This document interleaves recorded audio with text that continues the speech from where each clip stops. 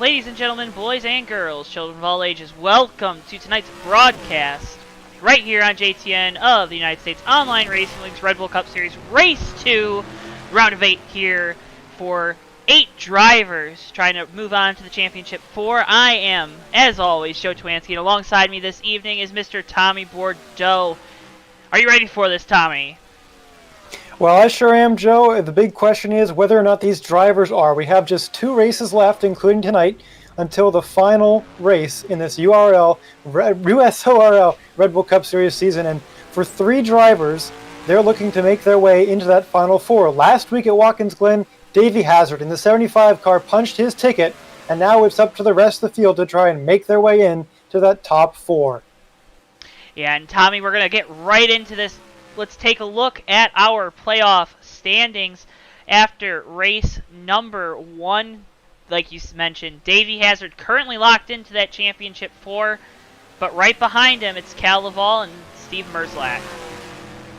Yeah, pretty surprising. Both of those drivers had some troubles in that race yesterday at Watkins Glen, that of course being Cal Laval and Steve Merzlak, but they were able to rebound and also really lay on those bonus points that they had gotten from earlier wins in the season. So that's helped them stay in that top 4. But for the other drivers, Darren Ingram, Cam Barnes, Noah Joyce, and even Trey Coleman, that point gap to that top 4 isn't insurmountable. They can get it done with these last 2 races in this round of 8, but it's going to take a lot of good luck and not so much bad luck to propel them to that next round.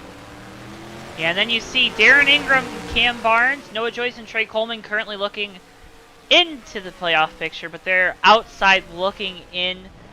Darren, though, and Cam, they're 5 points out right now. That's manageable, isn't it?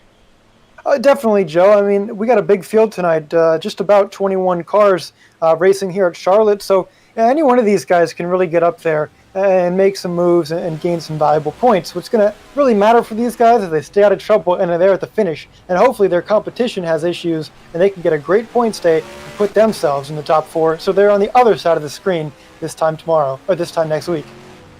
And that's going to be the end goal for all of these drivers, to win tonight and make next week at Dover a really easy race for them and their team. We're so happy you're joining us here on JTN. We're so happy to be covering this wonderful, spectacular league, the United States Online Racing League. You can check them out in the link in the description below to find out more, to sign up. And Tommy, it's fun time here at USORL. Yeah, it sure is, Joe. There's a lot of great racing that happens at this league, and a lot of great drivers as well. We have a lot of fun just driving this track with these racers here. The Charlotte, one of these famous courses here in NASCAR, one of the oldest speedways on the schedule, and of course in the heart of Queen City, and basically NASCAR Mecca here for stock car racing in America. Yeah, and tonight we got some couple new things for our fans at home. We updated all of our equipment, so hopefully everything is looking nice and clear and peachy for you. We took a step out of the 90s into the 20 teens, and Tommy, I think we're going to give these viewers at home one of the best viewing experiences of this beautiful NR 2003 game that they'll see anywhere on YouTube. Yeah, Joe, the camera upgrades have been really, really great to see. Being able to check it out now live on stream is really fantastic. You and the crew did a fantastic job getting this all prepared, and I'm really excited to see how the fans like it. Should be a lot of fun here tonight, especially with that upgraded package. Yeah, and before we get going here, too, we're still thanking a lot of our sponsors. Tommy, who is your Autosim driver spotlight this evening? Joe, you had to ask. Well, we've had some successes and failures with our Autosim driver spotlights. Just a couple of weeks ago, Mr. Cal Lovell in that 12 car punched his ticket to this round of 8 with a win at Kansas. He, of course, was the Autosim driver spotlight there. But tonight we're going to reach outside of the top 8 in points, and we're going to take a man who right now had fantastic pace in practice but did not set a qualifying time, and that's the 77 of Jack Healy. So he will be the one to watch tonight for our Autosim driver spotlight. Very fast driver, very quick pace here at Charlotte, but he's going to have to do a little work getting from the back of the field to try and work his way to the front. But long race tonight, plenty of laps to do so, and he has the talent, and that is why he is the Autosim driver spotlight of the week. And of course, as always, you can check out the link to the Autosim website in our description below. Autosim 7.0 is right now on schedule to be released later this month. It sounds like pushing up their schedule a little bit. And if you want to go, you can check them out. You can also, if you donate to Autosim, they're doing a special run where if you're a donator, you're most likely going to get early access to the new version of the game. And that new version of the game is going to have a lot of major updates, a lot of mod-making tools for those of you that like to tinker with modding Autosim already. And it's going to make your experience even better and even simpler. Again, so glad you're joining us here. I'm Joe Twansky, Tommy Bordeaux at my side, as always, in these Red Bull Cup Series races. And we're going to have a wonderful time this evening here at Charlotte. Yeah, Joe, speaking of Autosim, our driver spotlight, Jack Healy, second in practice earlier. We mentioned not taking a qualifying time, that 77 team, but they are currently on the top of the charts in happy hour. Practice isn't always a great representation of race pace exactly, but for now, it looks like that 77 at least has some good speed that he can work with and hopefully make some moves here tonight. Yeah, he was going so fast down the front straightaway. He tried to take it through that turf that Charlotte has here in the infield, and he did a wheelie, Tommy. That car is blazing fast this evening. If you've got enough horsepower and torque to make a car wheelie, I'm sure he's going to be really quick around here. So that's good news for the 77 car. And it's going to be a fun night here. It's going to be fun to see the 77 of Healy come from the back, try to make his way to the front. And if he's got the pace, I no doubt in my mind. Healy's wheelies. That was Healy's wheelies right there on the front stretch, Joe. Tommy, you never cease to crack me up here in the booth.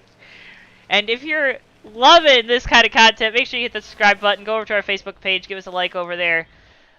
Make sure you tell all your friends. Tell them to tune in right now. Saturday nights right here on YouTube. Every Saturday for the foreseeable future. More on that later. But we've had a great crowd here on recent Saturday nights and Tuesday nights as well. We had a fantastic race on Tuesday night we did. In the Fast Racing League Dash Series at Michigan. But I must say, Joe, we are just 10 subscribers away from 200 here on the JoeTowNetwork. That's got to be exciting. It is, because we've been building. I continue to say it. All the support, it means so much. It means a lot to us here at JTN, and we continue to try to get better, as you can see, hopefully already on your screen. We made a bunch of different little tweaks and updates, and you'll see them throughout the night to make your experience better right here, make it more realistic, make it fun time here. And part of that fun is being able to interact with us in that chat. Make sure you can use that chat. Ask us questions throughout the race. We're more than happy to answer. Yeah, Joe, taking a look on the monitor here, seeing the camera on our driver spotlight just going by here. He just drove by an Albertsons Racing pit box there. I wonder whose that is. I wonder if that's your pit box. Could you possibly? It could be. Were you taking laps around here at Charlotte earlier? Cruise out here? Maybe, Joe. It might be left over from ARCA last Friday, but in any case, here we have a fantastic show in store for the fans today. Certainly going to be exciting, and the pressure is on for these chase drivers to perform here tonight. And these drivers, so you say chase drivers, but Tommy, that's another $1 in the jar. Yeah, I have quite a few dollars in the jar. It is the USORL Red Bull Cup Series playoffs here. Currently in the round of 8, looking for 3 more drivers to join Davey Hazard in that 75 team at Homestead Miami Speedway in just a few weeks' time. And would you say, we showed the fans at home at the top of the broadcast the current point standings, and maybe we'll flash that up there on the screen a couple more times tonight, but would you say that top 4 right now is looking pretty solid with the points lead, especially that Cal and Steve have on that gap, and even Garrett? 5 points is a lot here in the Red Bull Cup Series.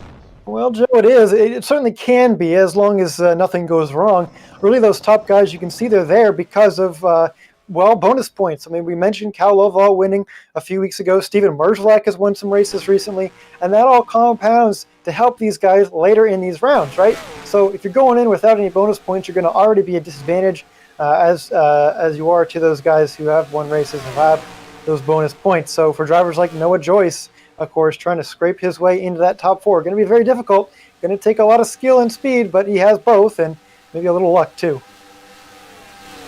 And it's gonna tonight. I was talking with Cal Laval, driver of the number 12 UPS machine tonight. He wants to race the truck, but on another note, I was talking with him Wednesday night after our Cup Series race down on pit road at New Hampshire for the Fast Cup Series, and he was saying that he was really looking forward to tonight. Not necessarily in a good way, though. He was saying that tonight's going to be an absolute wild card for these drivers. Why is that, Tommy?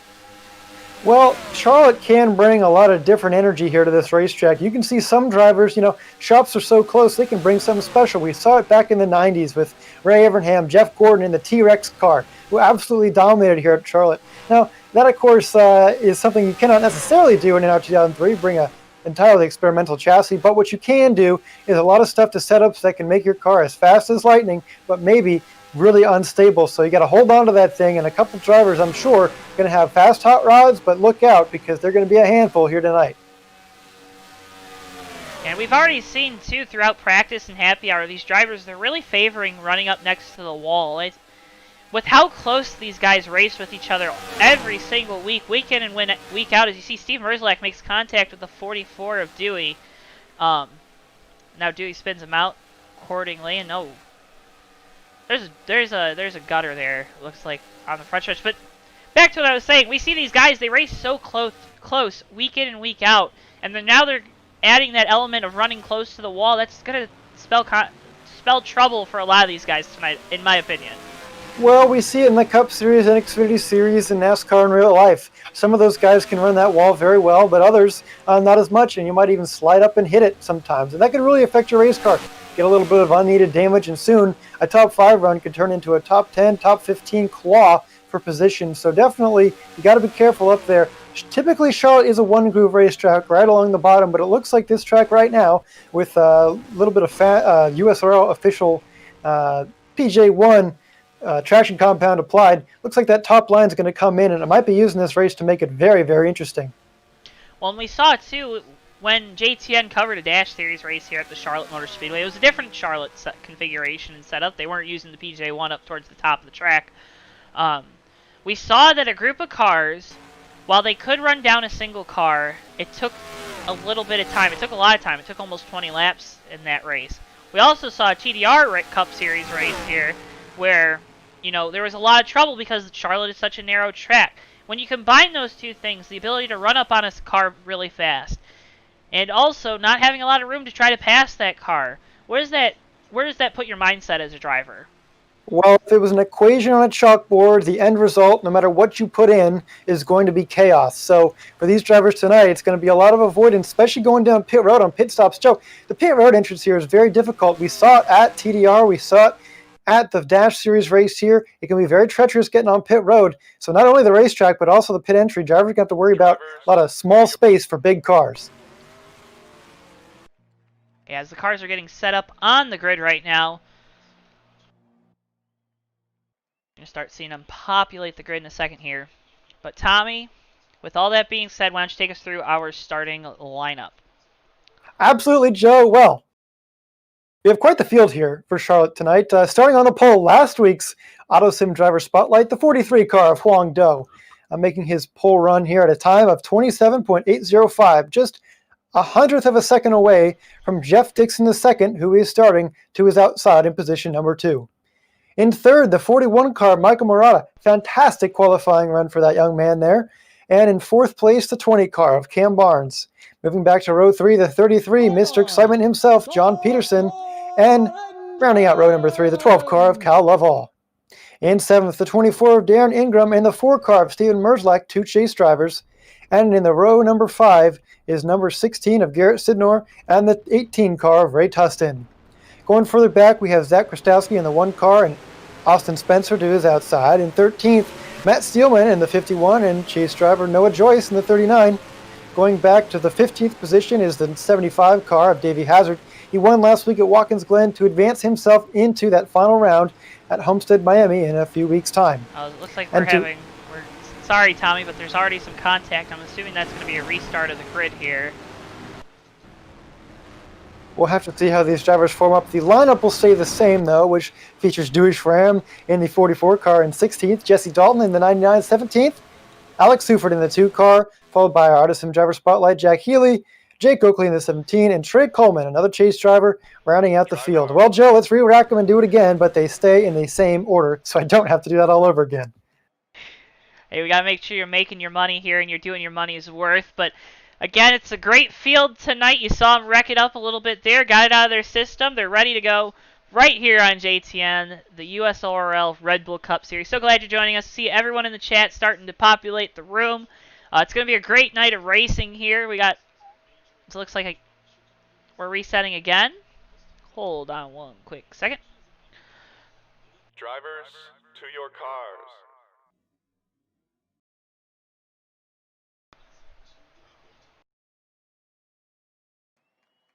The chase driver, some playoff implications right now. Darren Ingram having some connection issues, trying to get started here. And that's affecting how we start this race, although looks like things have settled down and he should be able to roll off just fine. And Tommy, that's why I love you, man. You got those radios up in your headset too, besides my beautiful voice, which I know can be very distracting, but you're able to listen to those radios of these drivers' communications with their teams and the admins of the league. Yeah, definitely, Joe. It's nice to have some inside knowledge here for these guys racing around. It should be a fun one. As you see, you heard the command to start engines for the second time tonight. 134 laps make up this race. We got overtime if necessary. And Tommy, it's going to be a really good one. It should be, Joe. We've seen some classics here at Charlotte in the past, here on JTN here with last lap passes with Matt Watkins winning in the Dash Series, Gary Piccolo pulling off a race win for money over at TDR. So hopefully we have a good race here tonight, good clean fun with drivers who are chomping at the bit to get going. They're antsy. They've got hundreds of horses underneath their hoods ready to get going. And here with its upgraded graphics package, you're going to see it all here in great detail on JTN. And we are so glad you're joining us. We're so glad to give you guys some even better views of the racing action. We've been working diligently to get that done for you, and now we believe we have. So thank you for tuning in. If you're watching live, we appreciate that as always. If you're watching the replay, well, you guys are great as well. It's a fun time here on JTN. We like to have a little fun, keep it laid back, keep it smooth, but also keep it as professional as we can. Wong Do and Jeff Dixon are going to line up on the front row. Pace car makes the turn onto pit road. 134 laps tonight. It's going to be an exciting one as they go through the tri-oval. They wait.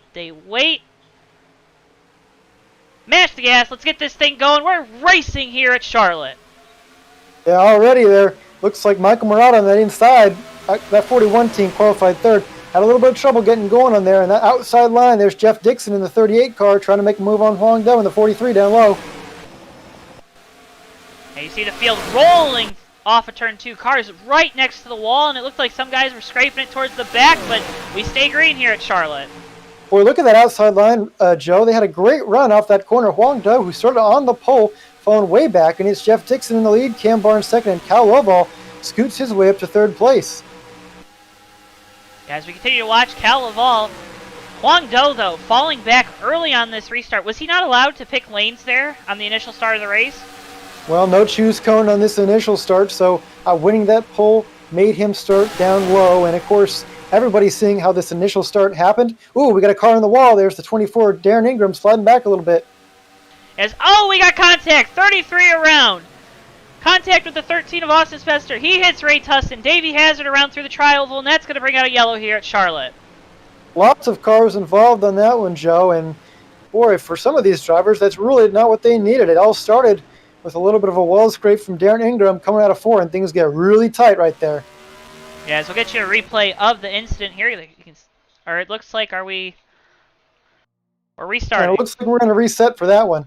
Yep, this league, ladies and gentlemen watching at home, this league does have a reset if there is a opening 3-lap, 5-lap window caution that involves multiple cars. And of course, for some of these drivers, it's a great relief that happened because they're going to get some brand new race cars out there and start this thing fresh. Well, now they allowed the viewers at home to get a quick sneak peek at some of our updated graphic technology. Hopefully they enjoy that. Bristol and I were working really hard on that one there. But ready to reset here at Charlotte. We're going to try to get it going here. What is you mentioned it, Mikey Murata. He had a really bad start there. What does he have to do this time differently to get going a little bit better? Yeah, well, the way his car came across Here you hear the command for starting the engines once again. The way his car came to the line and took the green flag, he might have been in a higher gear than everybody else, maybe second instead of first, and that can really affect the acceleration of a car. If you're not in the right gear, you can drop a lot. It just didn't seem like he accelerated too well off the line, so that 41 team given the opportunity now to make some adjustments and perhaps try again to get a better start. But I'll tell you who really has to focus on getting a better start is our pole sitter, Wong Do, in the 43 car. Yeah, he's got to try to focus here on, getting up through the gears as well, but he's also got to keep an eye on his rear view mirror, as I slur my words, but he's got to keep an eye behind him. If he can find a spot to the outside line, he's definitely got to try to get up there as quickly as possible. It certainly does. In the brief couple laps that we had of that last start, we saw that outside line really making a lot of headway. Cam Barnes on that outside line right now, starting back and forth, made his way up to second, followed by Jeff Dixon, who was leading at the time of caution. So definitely these guys on the outside line, knowing that they have an advantage now, we'll see how they can play into that on this start. And it's going to be a fun start again. You saw the field they were going for it. You got to make up as many positions as you can. That caused that incident there. We saw Darren Ingram, he got in the wall there. That one that caused the reset, and it just checked up John Peterson, and I forget who, I think the 13 car of Austin Spencer, but no harm, no foul. We re-rack him here. Pace car pulls off. We're going to get this one restarted. Start of the race again. Wong Do, Jeff Dixon on the front row. Into the restart zone. Hits the gas. Green flag's out. We're racing at Charlotte. Restacked, re-racked, and from the front to the back. Great talent all across this field. And right now, that 41 car of Jeff Dixon proving how fast that car can be once again. That outside line got a great start. And that 43 of Wong Do, like we said, struggling on that inside line, as is the 41 car, Michael Murata. But this time, that 43 car jumps that outside line, joining that train right in front of Cal Lovell on the 12. Yeah, and Cal was really fast last time we were on an intermediate track at Kansas. Is that going to translate well for him this evening? Good, although, of course, Kansas a much different track than Charlotte. Here, Kansas with progressive banking, wider surfaces, and a different dog leg at the start and finish line. It's a little bit different, so that 12 car, again, you talked about at the top of the broadcast, a little bit of concern for that team, just making sure they get through the night without too many issues, and right now, looking pretty good there up in fourth. As our drivers have singled out here at the start of the race. Oh, hard in the wall. Jeff Dixon off the corner makes heavy contact with that outside retaining wall. And that could already affect that way the car handles and the speed it has. We talked about that outside line. Even though it is faster, it might be a little bit dangerous. And right there, the 38 is nipping the bud right there and being one of the first ones up in that wall. As the 20 car, Cam Barnes, where that 20 car, he didn't know if he was going to make the race tonight. It was going to be really close for him on time. And now here he is, just a few laps in, already leading here at Charlotte. Yeah, Cam, a student at UNC Charlotte, running his university's colors. A beautiful car there. And he's got to feel good leading, trying to make up those points on the cut line, and Garrett Sidner, who currently rides fourth in the points. Yeah, that 20 car right now, Joe, just a few points behind, but every point can matter. And right now, he's going to get bonus points for leading laps. You get one bonus point for leading a lap, and if he could manage to lead the most, which I believe would be at, say, lap 70 or so, if you led, the whole race to that point, he'll get another bonus point for leading the most laps. So every little thing matters, and certainly as we come down to it, that 20 car, a win would be nice, but as long as he has a good points day, that could really put him in a good position for next week at Dover. Yeah, and he's got to try it. These guys that are outside the cut line, you talk about Trey Coleman, you talk about Darren Ingram, Cam Barnes, Noah Joyce, those four, they really have to focus on, if you can't win tonight, if you don't got the speed in the car, you got to try to minimize that gap to the fourth place car of Garrett Sidner. Yeah, you want to make it as easy on yourself as possible going into next week, regardless of the point situation. So making it easier on yourself is going to have to deal with you. I mean, it comes back to you being able to navigate wrecks, stay clean, stay out of any trouble, and finish the race as well as you can. You can't be worried too much about what other drivers are doing. You can't control their race, it's only yours. So definitely trying to minimize mistakes here is going to be an important theme for tonight's race as we head into just one more race in this round after tonight. Well, and one guy that I don't know if he's made any mistakes, but he's definitely lost a lot of positions here at the start of the race. Mike Murata in the 41 Napa Toyota. He started third, but we just saw that inside line just had no get up and go on the start of the race. Yeah, I think the side right now, outside the top 10, I should say, that 41 car, great in qualifying trim. Right now is struggling. I mean, it's pretty much in no man's land for that Napa team. It's not exactly the greatest start and not certainly the one they wanted. Did not fire off how they wanted to on that bottom line. And certainly that 41 team's got some work to do if they want to head back into the top 10 and top 5. As we look ahead, Austin Spencer and Ray Tustin battling for this position here. Both those guys outside the playoffs, and trying to hunt down Noah Joyce and Darren Ingram, who ride ahead of them, both drivers in the playoffs. And both those drivers below that cut line, so they want to work together. I think they want to really have a good night here. Noah Joyce was running so well at Watkins Glen before a transponder issue forced him to reconnect to the server. That's just one of the pitfalls of online racing. And for him, it lost him a lot of valuable points, but he recovered to a decent finish, but not the one he was hoping for. It looks like that 38 car peeking out a little bit on the 20, but right now, Cam Barnes maintains his lead.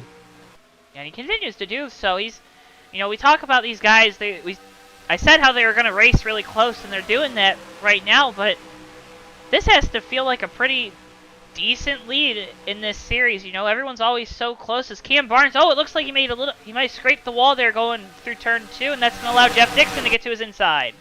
This is going to be important, Joe. A few laps into a run here, about 10 or so laps into the race. We're going to see how that bottom line fares. If he can make a pass here, he looks like he clears them. We'll see if the 20 can do the crossover. Wow, look at that. Great racing early on. Well, and you said how Cam really wants to try to lead the most laps here, and every lap's going to count trying to get to that marker right now. He gets back to the inside. Doesn't look like he's going to clear Jeff. He slides up. Oh, that was a big moment there, but luckily got off the gas a little bit, and Huang Do lets him back in line.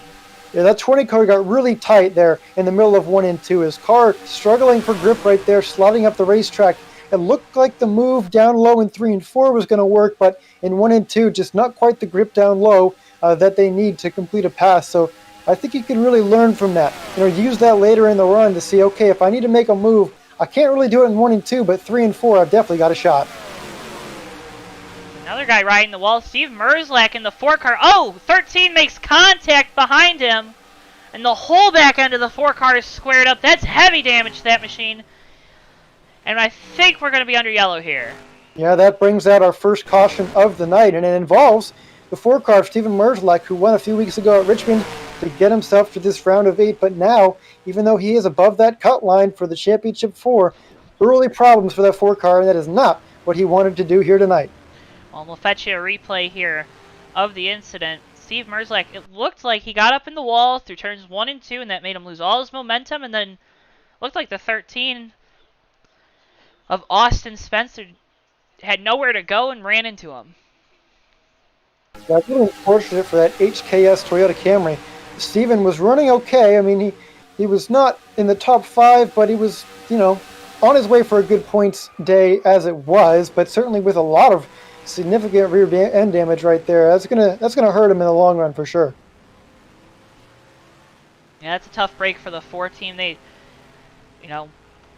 talked about, we were talking with race winner last week, Davey Hazard, what was he going to do to help his teammate, and already his teammate in Steve Merzlak, heavy contact to the back end of that car, and that's going to spell trouble for the rest of this race. Yeah, we'll see how that affects the car aerodynamically and handling wise. It could be a positive, it could be a negative. Sometimes you can get damage that actually helps your car, but for that 4 team, we'll see how they can fix it down in pit road this time by. Hopefully it's not too bad.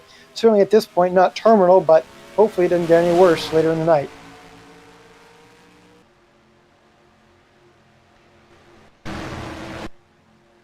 As right now, everyone's down on pit road. Looks like tires are going to be really important tonight, Tommy. Yeah, they definitely are. You can see already how much Cam Barnes slid up while on that bottom line in 1 and 2. Grip is at a premium here tonight at Charlotte, as it typically is, and having to be so precise against that wall, the fastest line around, you want fresh rubber anytime you can get it, that's for sure. Yes, it looks like Darren Ingram's going to win the race off pit road. I'm assuming that's a 2-tire call in that 24 team. Huang Do, Jeff Dixon, Cam Barnes, and Cal Laval, your top 5 coming off pit road. Well, it was a 2-tire stop for that 24 team. We've seen him do it many, many times this year, trying to make something happen. And for him, it means he's going to line up in the lead, and he's going to, importantly, lead 1 lap to get him a bonus point there. And that's going to help him in the standings right now, for sure, especially after what just happened to Steven Merzlak. It could shake up the points picture quite a bit when the night's over. Yeah, as you see, Merzlak, looks like that team got that rear end of the car fixed pretty well. Don't know how much that's really going to hurt that car. It looks like it's it looks like he hasn't even been involved in a wreck at this point. What a great job by that PTR crew, if I might say myself, for that Ford team to get it together. Now, hopefully that car, even though it looks good, hopefully it still handles good as well. Of course, that Ford team really needing a good finish here to set themselves up for Dover next week and hopefully make their way into the Championship 4. Looks like we're going to go green this time, Joe. Yeah, as the cars, they're rolling through turns 3 and 4, coming off of 4. It's going to be Darren Ingram on the outside, Wong Do on the inside. Wong doesn't have the control of this restart here like he did on the initial start. Green flag's back out. We're racing once more at Charlotte.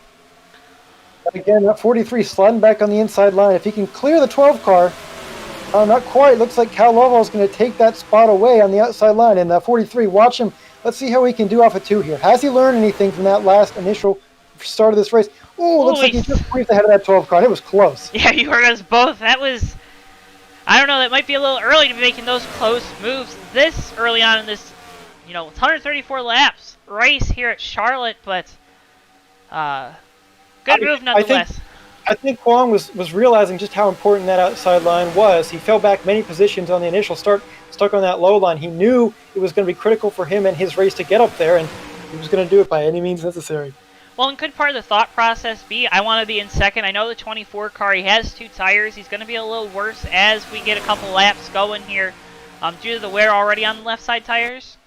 Yeah, he definitely wants to be up there because that means he can inherit the lead if that 24 car is going to be struggling on these 2 tires. But he also has the best seat in the house to see what that 24 car can do for pace. So definitely a learning experience for many of these drivers, even if they took 4 tires and did not take 2 themselves. Oh, that 43 in the wall.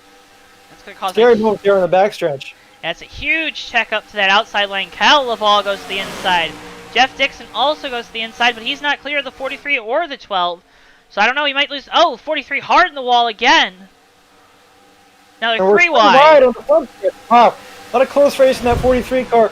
Boy, things did not go off very good for him this lap. Lap 17, a great one for the 43 team. Yeah, contact. Cars around. Big junk here. Oh! Mikey! Massive crash! The 41 car, Michael Murata. Oh my goodness gracious. No, Mikey, no. Oh no, and that was a terrible crash, Joe. No, Mike, no. We're under caution here. Half the field had to be wadded up in that. That was a terrific crash. We saw that 41 car, Michael Murata, just fly. Unbelievable. Oh my gosh. That's scary, man, when you see a car in the air like that. It's a good thing it's sim racing and these cars are virtual because I'm sure that one would hurt in the morning. Yeah, here you see the initial contact, Steelman and Huang Do. That makes contact, then you're going to see the rest of this wreck behind him. Mikey Murata through the air, barrel rolling and everything, doing his best gymnast impression here. And then he's going to retire after that. Heavy damage to that machine. Well, the Olympics in Tokyo are delayed another year, so Simone Biles might have some competition. It's Mikey Murata from Minnesota doing a phenomenal move. I gotta say, that was one of the most impressive crashes I've ever seen, but he did stick the landing. As we go on board with Merzlak here in the number 4 car, there you see the incident up ahead, and he does a great job of getting the car slowed down. You see the 41 through the air, but Steven, barely makes contact with the 51 at the end there. I don't think that's going to be too bad for his team after they got that damage fixed on the earlier wreck. Those virtual safety crews are out there. Michael Murata, incredible sight, window net down, out under his own power after a horrific crash. Michael lives. Well, and after hearing that, we can show you our Napa onboard. I'll let the screen do the talking.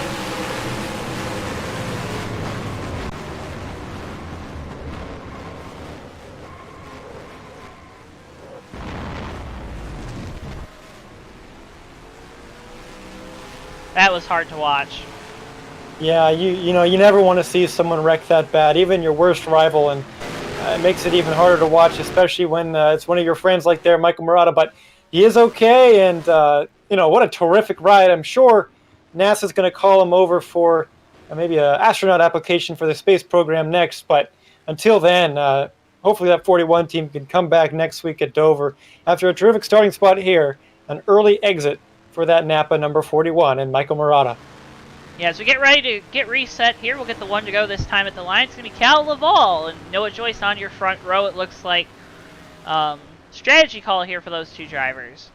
Yeah, well, again, we went to Darren earlier taking 2 tires. Now these guys looking to be at the front of the pack and trying to lead some laps to get points. That 12 car is pretty good on points above the rest of the field. A lot of bonus points here. But that 39 on Noah Joyce, he needs some points desperately. He's way below that cut line. You got to try to get him when you can, but on this restart, Cal's definitely going to be taking the outside line, and that's going to put Noah on the inside. And we've seen all night long, even on that last incident, Wang Do, he started on the inside of row 1, and he ended up being the cause of that caution, getting loose through turns 1 and 2. Yeah, it just went from bad to worse for that 43 car. Really difficult starting on that inside line, and it looked like the 43 car just had some handling issues. Might have made some adjustments or had a bad set of tires that did not work out, and unfortunately was involved in quite a large crash there. Maybe a good thing we didn't pick him as our Autosim driver spotlight. Maybe a good thing, but man, he's going to be calling you on the phone this week just saying, why'd you have to pick me at Watkins Glen? You know, ever since then, he's just had terrible luck. Hopefully he can turn it around, but right now our current Autosim driver spotlight, Jack Healing, the 77 car, running 7th. It's 3 7s there. That's pretty lucky, Joe. Hopefully things are turning around for our Autosim driver spotlight. Yeah, he's making his way through the field, staying out of trouble. You know, after that huge incident, that's going to take out maybe some of the competitiveness of some of these other cars that were in front of him. Make it a little easier to get to the front, but as we go through turns 3 and 4, we're going to get you ready for this restart. Cal Laval, Noah Joyce on the front row, Jeff Dixon, Darren Ingram, Davey Hazard, and Cam Barnes, your top 6 here. Getting ready to restart as the invisible pace car pulls down to pit road. We're going to take you into the restart zone here at Charlotte, and we're going to go green one more time. Hit the gas, get there as fast as you can, spins the tires a little bit, Cal Laval, but Noah Joyce, a terrible restart for that 39 team. Yeah, nobody wanted. We've seen it all night long from the start of this race, even though we're only 21 laps in. That inside line has yet to have a good start. So, boy, that 12 car jumped out to a tremendous lead with the 24 car. Darren Ingram right behind him. You divide that into 2, and you get the number 2. I guess that's not really how math works, but boy, those 2 cars up front now looking really speedy quick. Yeah, and we see Noah Joyce slides in the line, but the 44 Dewey hard into the wall through 3 and 4, keeps it up out of the way, and everyone makes it by okay. Yeah, Dewey crammed the 3rd in that 44 machine. Look, he's got a lot of pace. We've seen it on Monday night. He had a lot of pace in the lights race here. Had a shot maybe of getting a top 5, top 3 even. So hopefully that car is going to be okay, because if you can keep it in one piece, you can have a good finish here. But a 44 team now working on getting back up to the front after that hard hit to the outside wall. Yeah, we saw Darren Ingram. He was making a pass for the lead. Now he's sliding back, but don't look now. Cam Barnes looking to the inside of Cal Laval for the lead. We tried this in one before, and it didn't quite work on that low side. Let's see if he can get it this time. Boy, he's going to slide up. He's going to try and slide job at 12 car, looking for the cutback there. Yeah, Cal Laval back to the inside. Drag race down the back straightaway for the lead here. Working lap number 24, and Cal's going to slide back to 2nd, now to 3rd. Jeff Dixon now puts him back to 4th. Unfortunate for the 12 car. I mean, he was leading just a lap ago at this time, but Cam Barnes, great move for him to actually pull off that pass in 1 and 2. We haven't seen anyone really do it tonight, so that 20 car looking real fast here early on.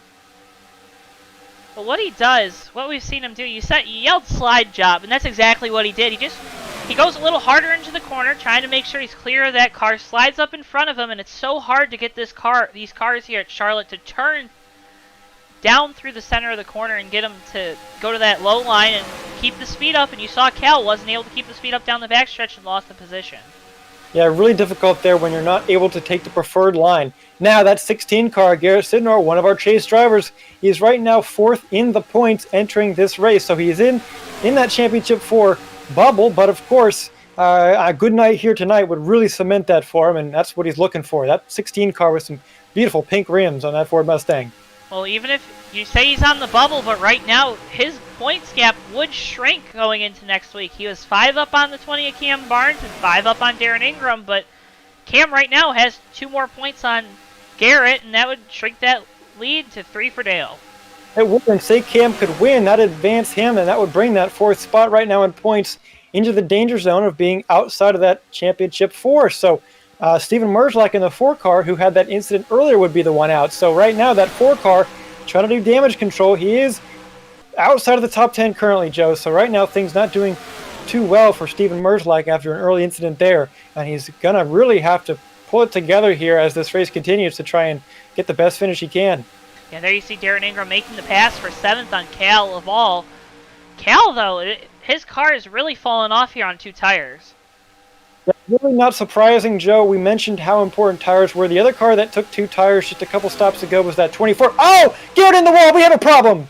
Oh, leaders involved. Davey Hazard around. John Peterson around here in turns 1 and... Oh! ARCA brakes in full effect here at Charlotte. And another terrible crash out of turn 2, and this time it involves even more chase drivers. Let's get you a replay of that wreck. Assuming we're going to need a couple replays of this wreck, because it seems like it goes on for a while here through turns 1 and 2. There you see Garrett, he gets in the wall, and the 38, nowhere to go, makes contact with the back bumper. Davey with nowhere to go, makes contact with the 16. 33 also around. There you see just cars going everywhere. Rates Huston, Darren Ingram, Cal Laval. Hard hit for the 17 of Oakley. Well, already just 29 laps through this race. Boy, a lot of damaged race cars. That could really affect how this race plays out. We've still got about 100 or so laps to go. Yeah, Tommy, I'm at a loss for words right now. That is something you just don't see very often here. Just everyone, we talked about the track being so narrow here at Charlotte, and what do you know? It ended up playing out that the narrow racetrack really came to bite these drivers. A narrow racetrack with one preferred line up high next to that wall, incidents like that are almost bound to happen. And it's really on those drivers behind to slow down and make sure they don't get themselves involved in that wreck and not make one issue become bigger. But unfortunately, we've had a lot of drivers just kind of piling into the wreck. So it could be just that these cars are so on edge, they're really unable to slow down in time. And with the speeds they're carrying into one, I'm certain it's going to be difficult for them to react. But that's really unfortunate. But, you know, definitely a part of that is just the thinness of the track. There's really nowhere to go, especially if cars are spinning everywhere and blocking the whole racetrack. Yeah, here you see the back off of the 39 car of Noah Joyce and Speed Energy rear cam. And there you see Sidner making contact, 33 of Peterson and Davey Hazard. You're just going to see the wreck off into the distance. Great job by Noah to get around that incident. Well, that 39 team, we said, really needs a good point stay here. He is 11 points back from that line. It's going to take a lot of good points finishes or a win for that 39 team. Not impossible to get in on points, certainly, but boy, he could really use a good finish here, and certainly right now making a strong case for it. Here you see one more angle of these guys towards the back. 2 car of Alex Seufert. Ricky on Tuesday night just kept saying his name every which way, but he makes hard contact with the 17 and then the 75 cars. They are just nowhere to go here. It's such a narrow track.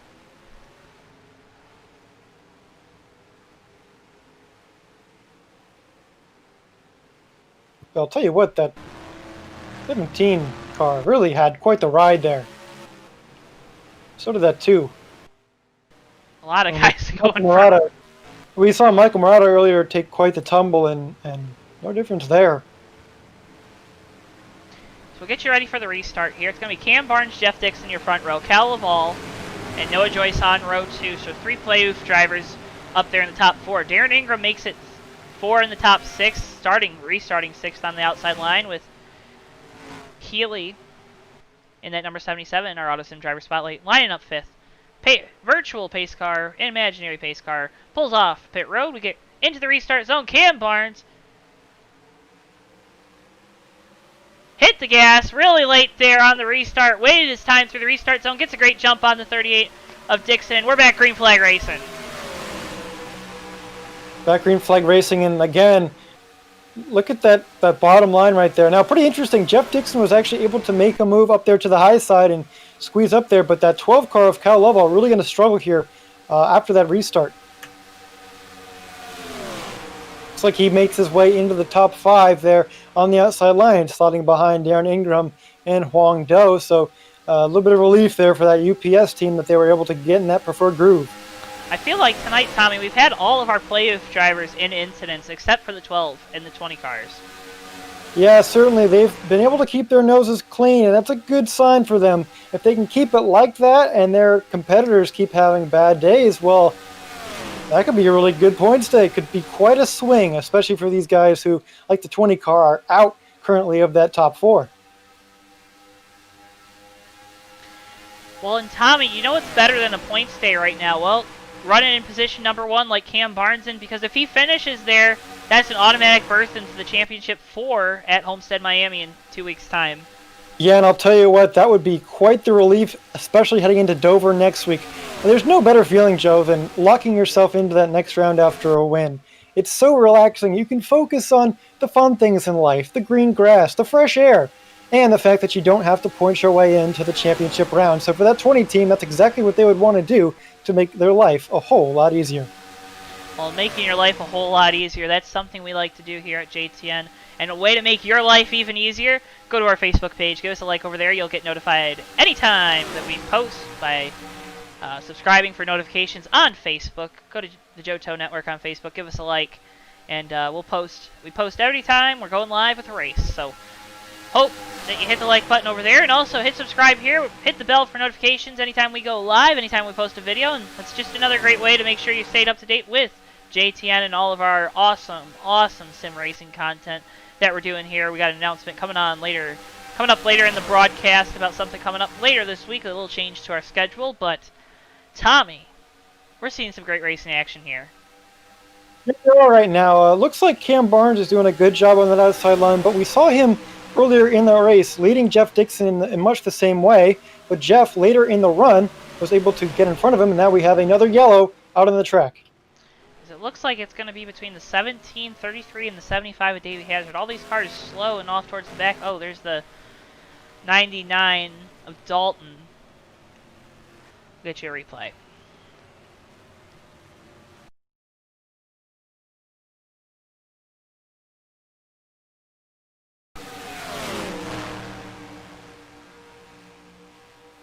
Here you see the 17 of Jake Oakley off of turn 4, just got really loose, hits the wall, and the 99 has nowhere to go, and that's going to cause the incident there.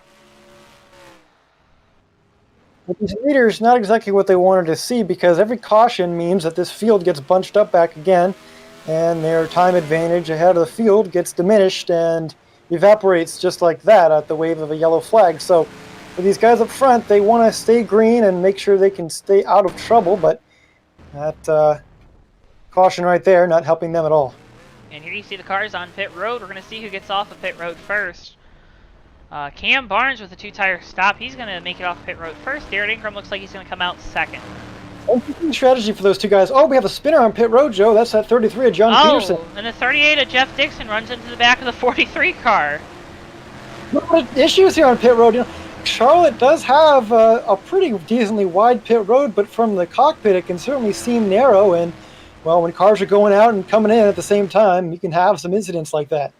Well, and one guy that decided not to come to pit road was the 39 of Noah Joyce. He decided to stay out, leads a lap, and gets that bonus point. I think that's a smart move. We saw just a couple restarts ago, he was starting up front next to Cal Lovell, but he was unable to lead. So this move guarantees him that lead lap point. And I think for this 39 team, who are all about getting points, that's going to be good for them. And certainly his tires being older is going to be a negative, but the point this early on, to lock that up, certainly a positive. And you want to get all those points, you want to get as many as you can, and we've seen here on J10, we've seen a lot of drivers that do a really great job of that. You talk about in the Fast Dash series, Ricky and I were talking about Randall Colvin. Does a really great job of trying to get as many points as he can over there. Noah's doing a great job of doing the same thing here. Stays out, leads a lap. He only had 5 or 6 laps maybe on those tires, 5 or 6 hard green flag laps, and as we get the one to go, I don't I don't see that as a huge deficit here, especially considering he's going to have that preferred line on the restart.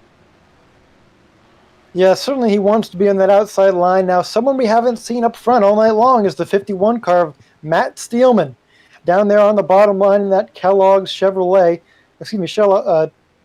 Ford there. He hasn't been up front, so it'll be very interesting to see what that 51 car can do up there, especially on that disadvantaged bottom line. So, boy, this might get dicey, Joe. You never know. Yeah, it's going to be a little crazy to see, but one thing I know about Noah Joyce is he's really conservative with his racing style. He takes care of his stuff in these races, and I don't think, I think if one guy's taking care of his tires more than the rest, it's going to be him.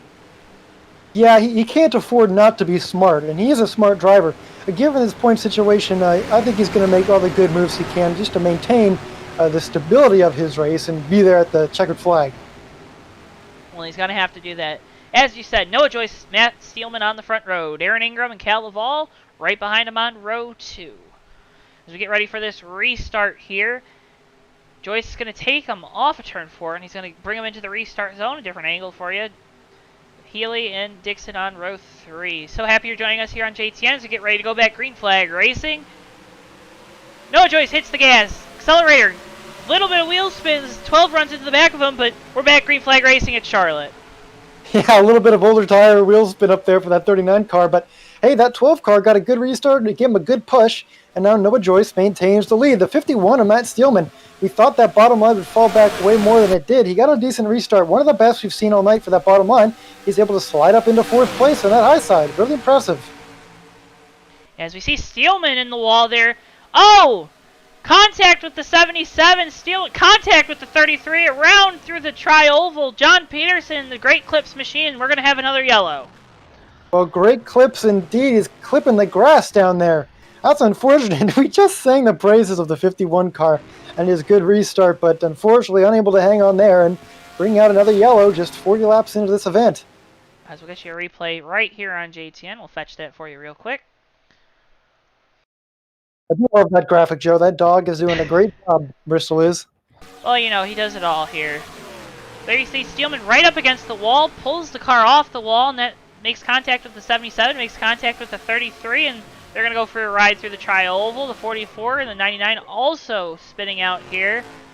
Doesn't look like, though, we had a lot of cars making contact with each other. Some initial contact there between that 51 and our Autosim driver spotlight 77 of Jack Healy. Other than that, just a lot of cars spinning to avoid the wreck, and hopefully not too much damage pulling up that grass down here at Charlotte, and these cars will be okay to continue driving. Well, you see, Tommy, that's what they need to do at all the tracks here. You say they didn't pull up too much grass. Well, they didn't pull up any grass because it's all artificial turf. And that turf, with these cars, with the splitters they have, it really saves the front end of these machines. Yeah, you're correct, Joe. It certainly does, and with these cars as low to the ground as they are, trying to get as much speed as possible and much downforce as possible, any little bit helps to make sure these cars don't get torn up immediately after spinning down there. Well, that was something installed after the first Roval race here to combat, cars going through that, that first chicane off at oval turn 4. In case they overshot it, they wouldn't, run right through grass and ruin the car and ruin the machine right then and there. But Tommy, we've seen a lot of carnage tonight. Yeah, but it's Joe. Less than 100 laps to go right now, certainly, but this race still has a lot of time left. So a lot of accidents, a lot of cautions, a lot of damaged cars, and 4 retirements already. Not exactly the start of this race that maybe we were expecting. Although at Charlotte, I guess anything goes here with such a thin racetrack.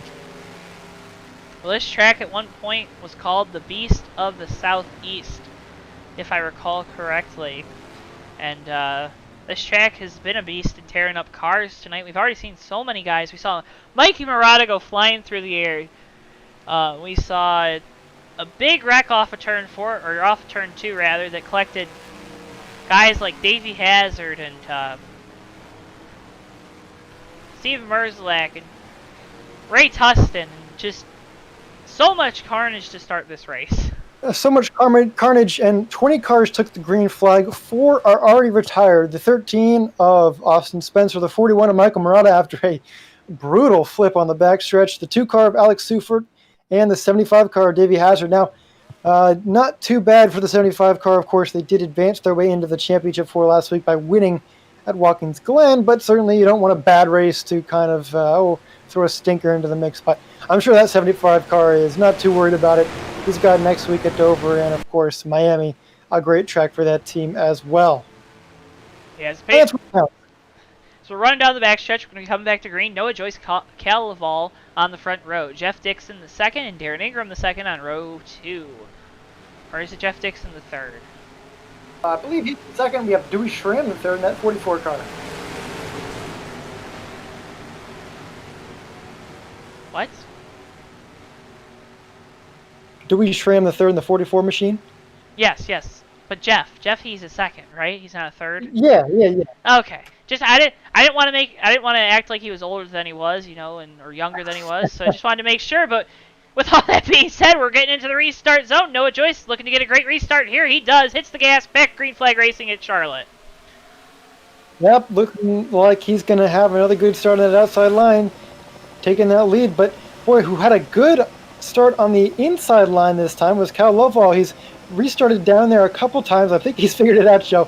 Trying to get the best start possible down there. He slid up into the high line now, following the tire tracks of the 39, and Darren Ingram finds himself in third after restarting on the outside line.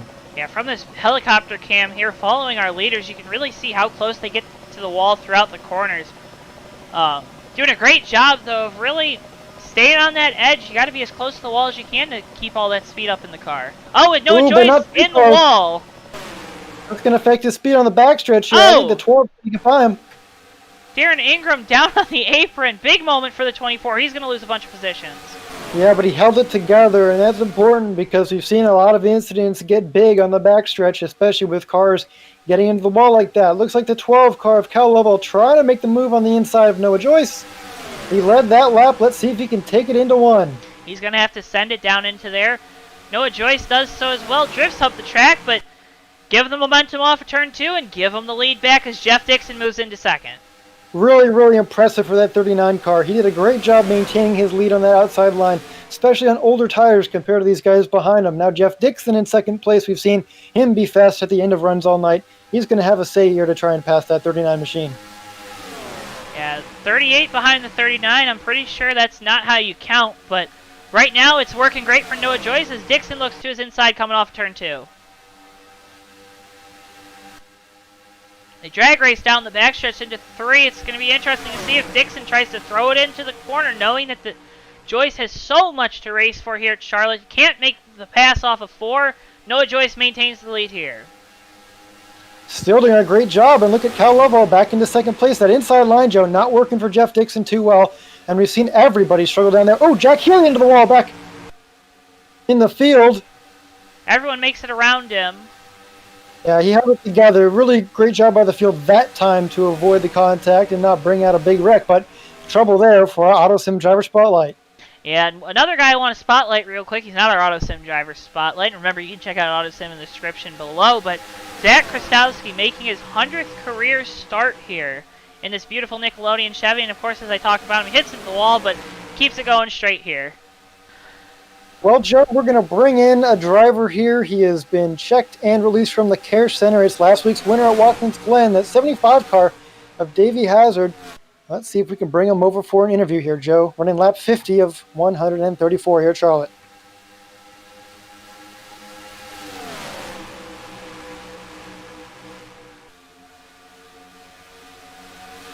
Well, Davey, an early exit for you tonight. Not exactly the finish you were looking for here, but it doesn't really matter too much. You won last week at Watkins Glen. You're in that Final Four at Homestead already. How do you approach Dover next week after an early exit here tonight?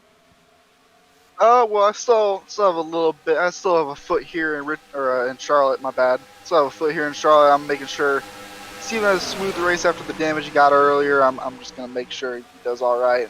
Help him if he needs me. So I'll be sticking around here at the track until then. Dover next week. Same story as this week. I just gotta run my race, run as best I can, see if I can get a little bit of momentum heading into Homestead. And I hate to say this, but I'm really not focused on Dover. I'm focused on the final one, and I'm I'm excited for it. I'm still happy. I'm still all smiles after tonight. It's a little bit disappointing. I felt like we had a fast race car, but end of the day, I'm pretty happy with the speed of this team. I think we'll be all right. Well, and Davey, you earned that right to look forward to Homestead, but looking at tonight, you talked about wanting to stay here to help your teammate Steven Merzlak. What does that entail you doing here throughout the rest of this race? Well, I know Steven sometimes, like, when he has incidents, he can kind of fixate on them a little bit, and he does a really good job of keeping his mind off it and racing on a lot of the time. But I just want to be there to help, make sure I can help, and if he needs me, I want to be someone he can get on the radio to and talk to me, and I can get back on the radio and talk back to him and let him know what he's doing is great. He's got a lot of damage on the rear end of that car. Just be reassuring, be there, have an ear out, and offer him some advice if he needs it. He's doing all right now. Well, Davey, here at JTN, we sometimes have to ask the tough questions. Your thoughts on the wreck that involved you and ended your night prematurely? What do you think happened there out of turn 2? I mean, there's really no nice way to put it. I just feel like people just didn't slow down. Everybody just started running into each other. It was just a mess. I mean, I'm not gonna put blame on any one person. I know I was a little bit angry earlier at Jeg, but no. I think it's just a mess. People don't know how to slow down cautiously, and it starts wrecks behind where the actual wrecks are happening. I mean, outside of that, I know Garrett's pushing real hard to get a good finish tonight, and that's why he wrecked it. But again, I mean, I'm upset about it. But at the end of the day, we'll move on to next week, and I probably won't even remember what happened this week, to be honest. Well, it's nice to see you in good health, at least after that wreck. We saw some scary crashes earlier with Michael Murata. He is okay, and it's good to see that you are as well. I want to thank you so much for coming and joining us for this interview. I know not the finish you wanted here tonight, but like you said, I'll focus on Homestead in a couple of weeks' time for that 75 scene. Is there anyone you want to thank before your time is over here on the air? I think most of the people I know that have been tuning in. For me, I've tuned out already, knowing that I've parked it. Outside of that, all my fast race car drivers, on my USORL race car drivers that enjoy having me around. You guys are putting on a great broadcast. Joe, it looks absolutely fantastic. Great job. Tommy, good job with the commentary. Both you guys, everyone that puts all this together. I really do enjoy myself every Saturday night here, and that's about it. Yeah, and again, Davey, thank you so much for coming up here, taking the time. Now, go get down there on that pit box and keep reassuring your driver. Yes, sir. You'll see me there. All right, that was Davey Hazard, driver the number 75 Martini Toyota Camry for PTR. It looks like we're slowing down here, Tommy. Out of caution now through that green flag run, the longest of the night. Noah Joyce kept his lead. I have to see what brought out this yellow here on lap number 58. Looks like it's the 44 SRAM. There you see, just makes contact with the wall. Steelman was up the track a little bit, just not expecting the 44 to come down, and that contact ruins the night for the 44 team.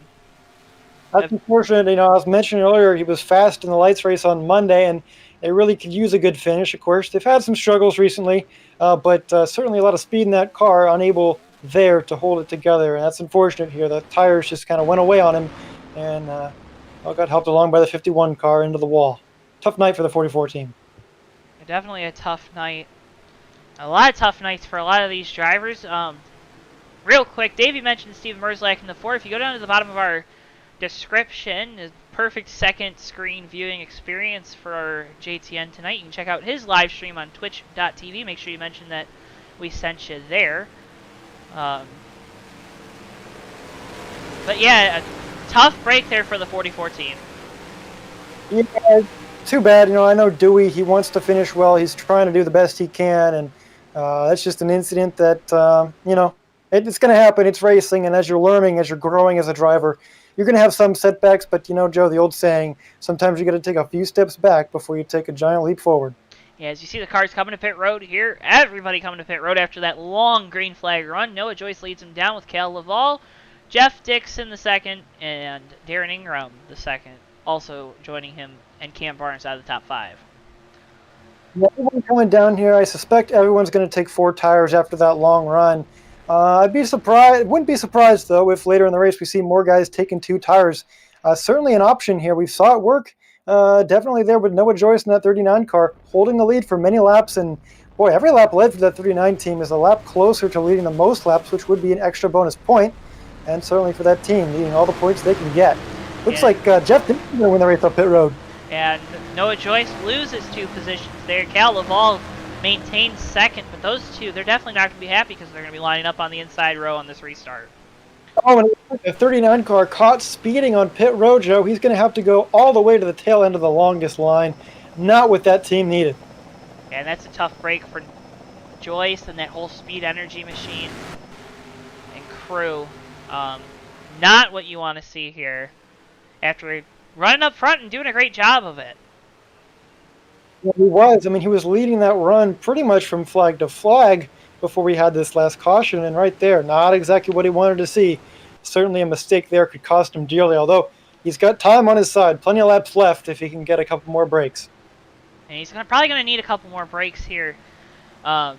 We've seen it's really hard to pass if you don't have the speed in the car. And not to say that he doesn't have the speed, but a lot of these guys do have the speed in the car. And I don't know if anything I just said makes any sense. So with that all being said, we'll go to your lineup here on the restart. Jeff Dixon is going to have control of it on the outside with Cal Laval to his inside. Darren Ingram and Cam Barnes make up row 2. Wong Do and John Peterson make up row 3 as the invisible pace car is off.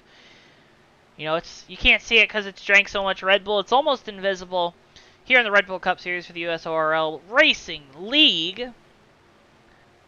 Bob Bowie, let's go racing again. We got a restart here. Lap number 61 of 134 here at Charlotte. Yeah, Jeff Dixon does a great job getting out to the lead, and Cal does a great job of sliding into second. Cam Barnes, though, takes over the 3rd position from Darren Ingram. That 12 car having some issues there on the starts, but he's really figured out that inside line now. I think he has a really good grasp on what he needs to do to make it to that outside line as they enter turn 1 and exit turn 2. So good start there for the 12 car, doing the best he can on that inside line as the 20 car taking a look, seeing if anything's happening down low. Well, he's got to keep taking these looks because he wants to make up those points and he wants to get to the lead. We've seen the 20 car is one of the few that can make these passes cleanly into turns 1 and 2. He does it again, slides up in front of the 12. Give Cam Barnes to the 2nd position. Yeah, great job there. You see a 38 car, Jeff Dixon, breaking the draft on the backstretch, almost like an iRacing rookie street stock race. Looks like that 38 car in command of this race as the 12 and 20 were battling there a little bit, but Cam Barnes, he's no slouch. He's going to try and get back up to lead as soon as he can. Yeah, that 20 car, though, is running really, really fast as Cal gets really close to the wall. The 24 Darren Ingram slides up. Cal goes back to the inside for 3rd. The 38 car, Jeff Dixon, might have brushed the wall out of 2 a little bit there, Joe, and that's going to let the 20 car kind of catch up a little bit. He might have a run in a couple laps time to see if he can take back the lead. One thing to note about this track tonight, a little bit of track notes here. It's really, really hard to pass, these drivers are saying. You can get a move and slide up like we've seen Cam Barnes do from the low side to the high side, but it is extremely sketchy. And late in the race, we might see some incidents of drivers just trying to do the best they can to make that slide job work. And it could cause calamity, certainly, here at Charlotte. As we look back at our battle for 3rd, Darren Ingram peeked to the inside of the Cal Laval, and the 12 car does it again, coming off of turn 4, and he's going to dive back into line. It's just really hard to get a good enough run to where he can make a pass here. Yeah, it's going to be difficult, especially when that high line is the preferred groove, and that low line, we've seen it used a couple times, but really only on restarts. So definitely that high line's where you want to be. Because here you see Noah Joyce. We talked about how hard it is to pass, and he lost all those positions speeding on pit road. Really, he's only made up a few here since the restart. We're running position number 13th on the track right now. Remember, he was leading at this time in the run just a caution flag ago, so really not what that 39 team wanted or needed, certainly, for this event here tonight. And boy, for Noah Joyce, that's got to be tough to reason with, knowing you have a car capable of leading this race. Well, and Tommy, I know you've probably had it happen to you more often than I, because quite honestly, I don't always put myself in the best position with the greatest car out there on track, but what is it like when you get stuck behind guys that you know just 10, 15 laps ago you were leading the field? Well, just getting that thought into my mind makes my blood boil, Joe. It is so frustrating. When you know you have a fast race car, when you're stuck behind cars that are slower than you, out of track where it's hard to pass, it's so frustrating. It's infuriating. It's livid. It makes you really, yeah, just want to throw something out of the window, let me tell you. But certainly tempers can't get the best of you if you want to make sure you finish this race in one piece. So I think Noah Joyce right now, just keep a calm, level head. He can't get too out of his wits. He's just got to make sure he focuses on every lap as they come, and hopefully that 39 car can be back up front by the end of this thing. Still a long ways to go here, Joe, but laps are ticking off. As we're under caution again here, it looks like. Darren Ingram just made the pass on Cal Laval, I believe. As it looks like it might involve the 39 car, Noah Joyce. Yeah, I think it does, Joe, and really not what that 39 team needed.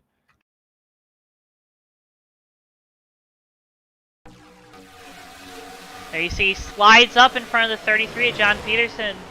Peterson nowhere to go, and then Steelman makes contact with the 39, and that's going to inflict some decent damage on that 39 car, although Joyce's crew seem like they don't have too much damage on that machine. Oh, never mind, there's the right side. Yeah, that right side not looking too hot for that team, but man, that's going to be tough to deal with. I mean, we talked about, you know, how sliding up in front of guys might be the only way to pass, but it could be sketchy, and that's an incident resulting right there from just that. Out of turn number 2, once again, been a big trouble spot for these guys. Not too much out of 4, but certainly out of turn 2. A lot of cautions coming from that area of the track.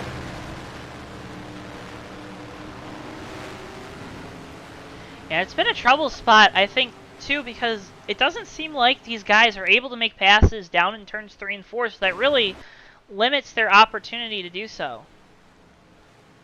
Yeah, definitely. It's going to be hard for these drivers to make anything happen, and I think, you know, the pressure's going to amp up as this race continues, and you're going to see more incidents where drivers are really just trying to push it as hard as they can, and that's going to result in more and more incidents. So looks like a lot of cars down on pit road, but I think we had one stay out. Yeah, one car stays out. We'll get you updated on that as you watch all the cars coming down into pit road with their beautiful pit boxes here that you can finally see. Hey, that's the 16 of Garrett Sidnor up there. He's staying out. He's going to get that lap lead point that could definitely help him. Well, we talked about Cam Barnes earlier on in the race was making up a decent amount of points on Sidner for that cutoff spot. And now you can wash away that 1 point for the lap lead because Sidner has done so as well. Being in close battles, certainly, you know, when it comes to just a handful of points for these guys, I mean, everything matters. Every little bonus point like that, every position, they all matter. And you can win a championship by 1 point, even 0 points sometimes if you have the tiebreaker. So rest assured, I think some of these guys might have it in their mind exactly what's going on with the points picture and knowing that every spot is going to matter. And any point they can pick up a point is going to be important. And Tommy, when you're behind the wheel, it looks like Jeff Dixon was caught speeding on pit road. When you're behind the wheel of one of these cars, you're in one of these tough points battles. I remember a time where you and I were in a pretty rough and rugged points battle. I recall. I'd just like to mention that I think that's the only time I've ever really beaten you in points, but whatever. Crazy Rex, it looks like we're going to be going back green flag. We'll pick up on that story in a second here. Garrett Sidner, Darren Ingram, your front row. Huang Do, Cal Laval, row 2. Cam Barnes, Ray Tustin, row 3s. They hit into the restart zone. Garrett does a great job, hits the gas, and looks like he's going to pull up in front of Darren, and he's clear of the entire field here. Oh, phenomenal restart there for that 16 team. You know, we haven't seen him up front all night, so we'll have to see what that 16 car can do with its legs stretched and horses prowling around this 1.5-mile racetrack. Oh! We got a wreck! Oh, he's in the air! Oh, no choice! Terrible crash once again. Oh my goodness. And it goes from bad to worse for that 39 team. Your heart has to break for Noah Joyce. He was leading all those laps and oh my goodness. So you see the replay. Darren Ingram didn't cut Huang Do the brake there. An unbelievable crash right there. You saw that 43 car get flung across the racing surface. back into the 39 car, Noah Joyce. I mean, Noah couldn't really do anything right there. He got a car shot out of a canyon right into his nose. There's a 39, and Cam Barnes also heavy damage. It looks like Huang Do, he makes contact with that where that inlet is in the back straight. You can see it in the upper right of your screen there. But that's going to be what causes the incident. And already that 43 team brought their machine already to the garage. So Huang Do has retired from this race after a horrific crash. I'm just seeing another replay on the monitor here. And boy, I hope he's okay after that one, Joe. We'll have to check in on the infield care center guys. And so you see onboard Speed Energy on board with Noah Joyce. See the wreck up to the upper left of your screen. Huang Do flung over. I really shouldn't. You shouldn't be laughing, but I gotta say, what a terrible crash here. Oh my goodness. Oh my goodness. We've had some big ones here tonight, and I gotta say, Joe, it's been something about that back straightaway. These guys just, when they wreck there, things get ugly fast. So we're going to go on board now that we see he's gotten out of his car, the visor cam with the 43 team. Here you see him going through turn 2. Off the corner, he pulls up, no room there, and then oh, that's a tough lick, just along for the ride there. Another big hit, 2 or 3 big hits. Hopefully the driver's okay. But tough break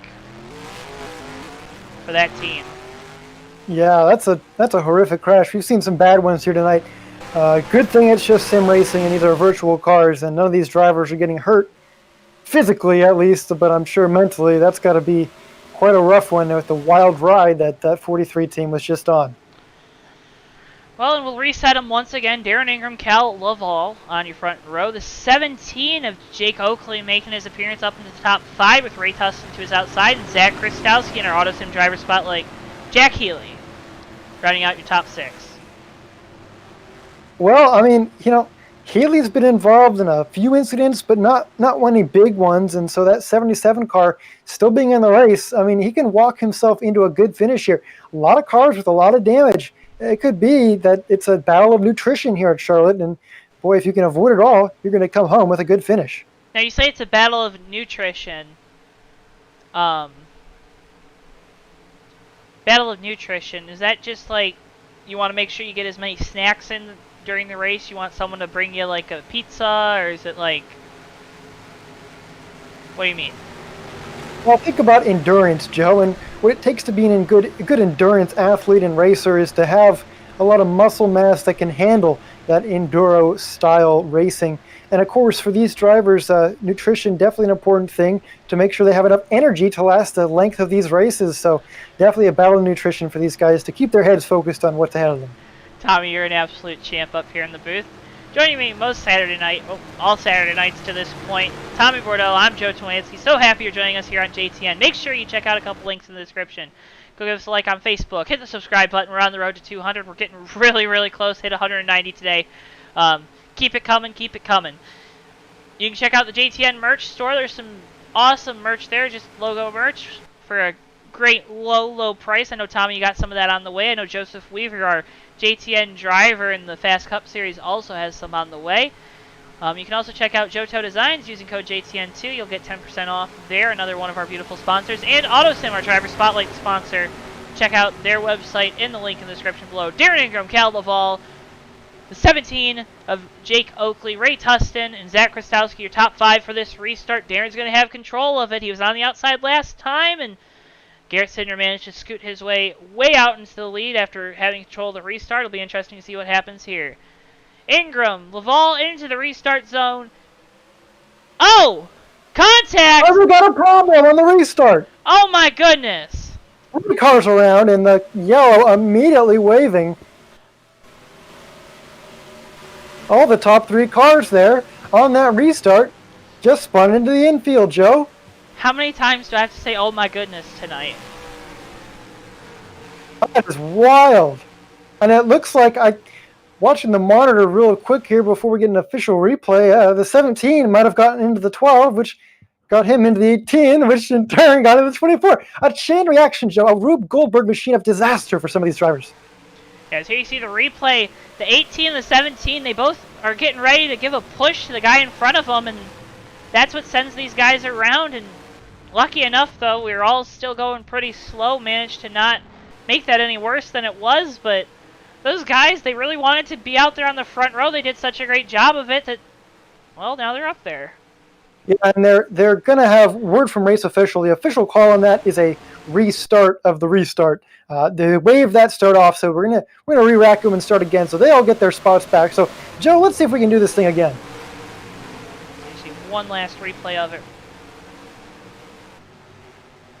As we're gonna go back into the restart zone, Darren Ingram, Cal Laval again on the front row.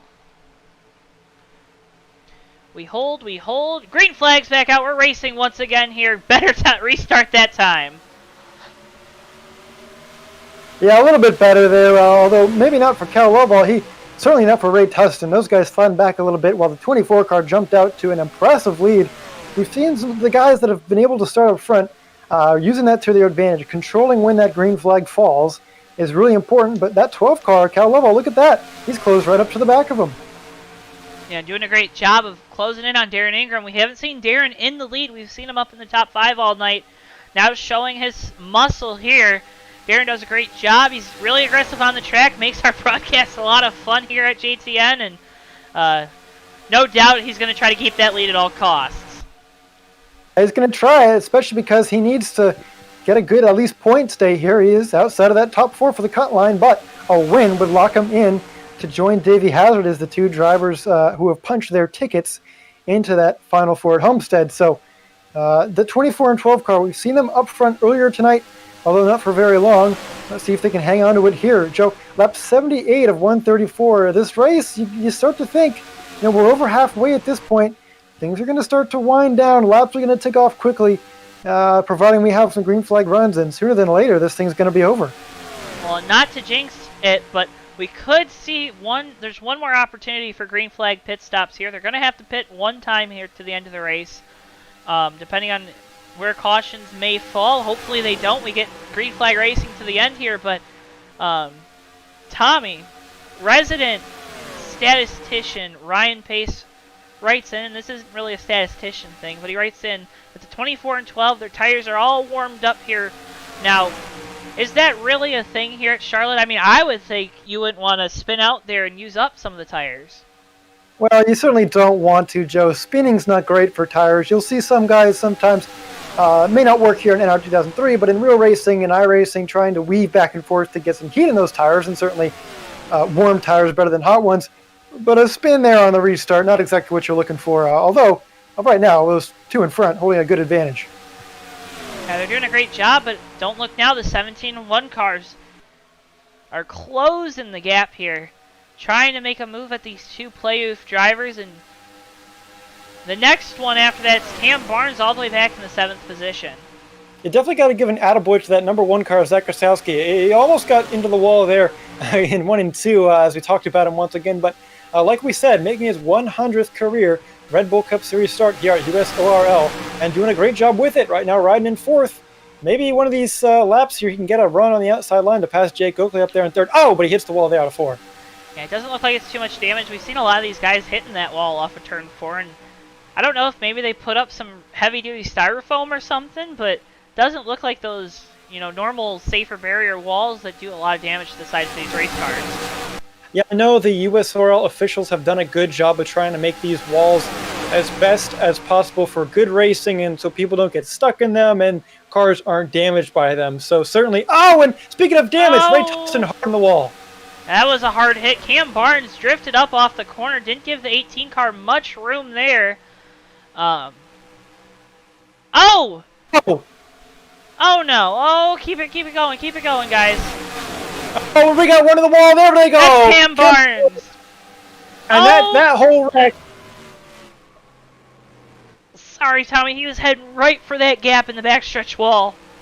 My goodness. And we've seen Joe, that incident right there started out of turn 4. It really did. Oh, it definitely did there. You saw the 20 car He lost a lot of momentum with what happened there between him and the 18 of Ray Tustin.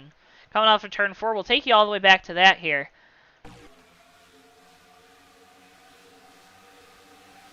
Problems for chase drivers continue tonight, Joe. Excuse me, play-oof drivers. Putting the oof in play-oof tonight. As here you see, the 77 washes up the track, makes contact with the 20. It looks like they're going to keep it sane, and then Jeff Dixon might have made contact with the back bumper of Cam Barnes, and that's going to send him spinning here down the back straightaway. And tough break for that 20 team here in his backyard in Charlotte. Well, and he's been so fast. He's led a lot of laps tonight, Joe, so not exactly what they were looking for. Again, it seems like every time these guys who were up front get back in the pack, they run into a lot of issues here. Struggling with a narrow track, with traffic, and Cam Barnes joining Noah Joyce being involved in an incident back in the pack after being at the front for quite a bit. Well, and one guy making his way out on track, this is a unique thing to NR, is you can join the race late. There you see one of our play-oof drivers, Trey Coleman, in the 14 car. He's making his way out on track. Now, Trey's going to be a lot of laps down here.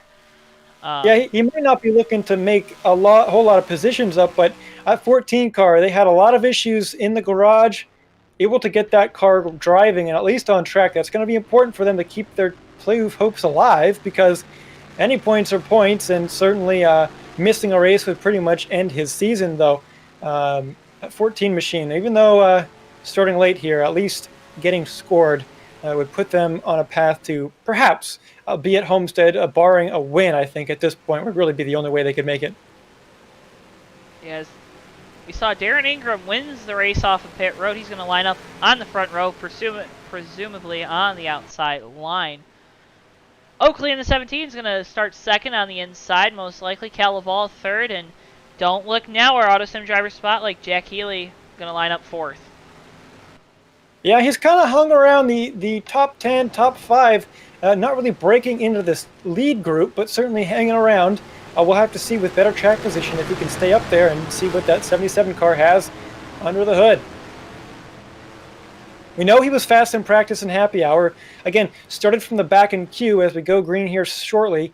Looks like Darren Ingram going to start up front again, Joe. And Darren's going to have to do a better job than 2 restarts ago, where it looked like him and Cal both spun the tires, got run over. And then we had that reset of the restart. Restart of the restart, but this hopefully is not the case. Darren Ingram hits the gas. Green flag's back out at Charlotte.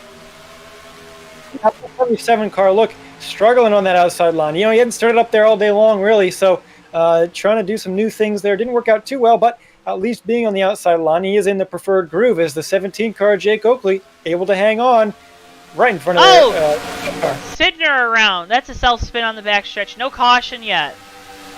Looking to bring out a yellow, I don't think, Joe. That 16 car, though, in the moves. The 77 made contact with the back of the 12 and talked about him having a great run there, but 77 of Jack Healy towards the back. John Peterson going through the grass or through the turf. A lot of incidents here, but Joe, we're staying green.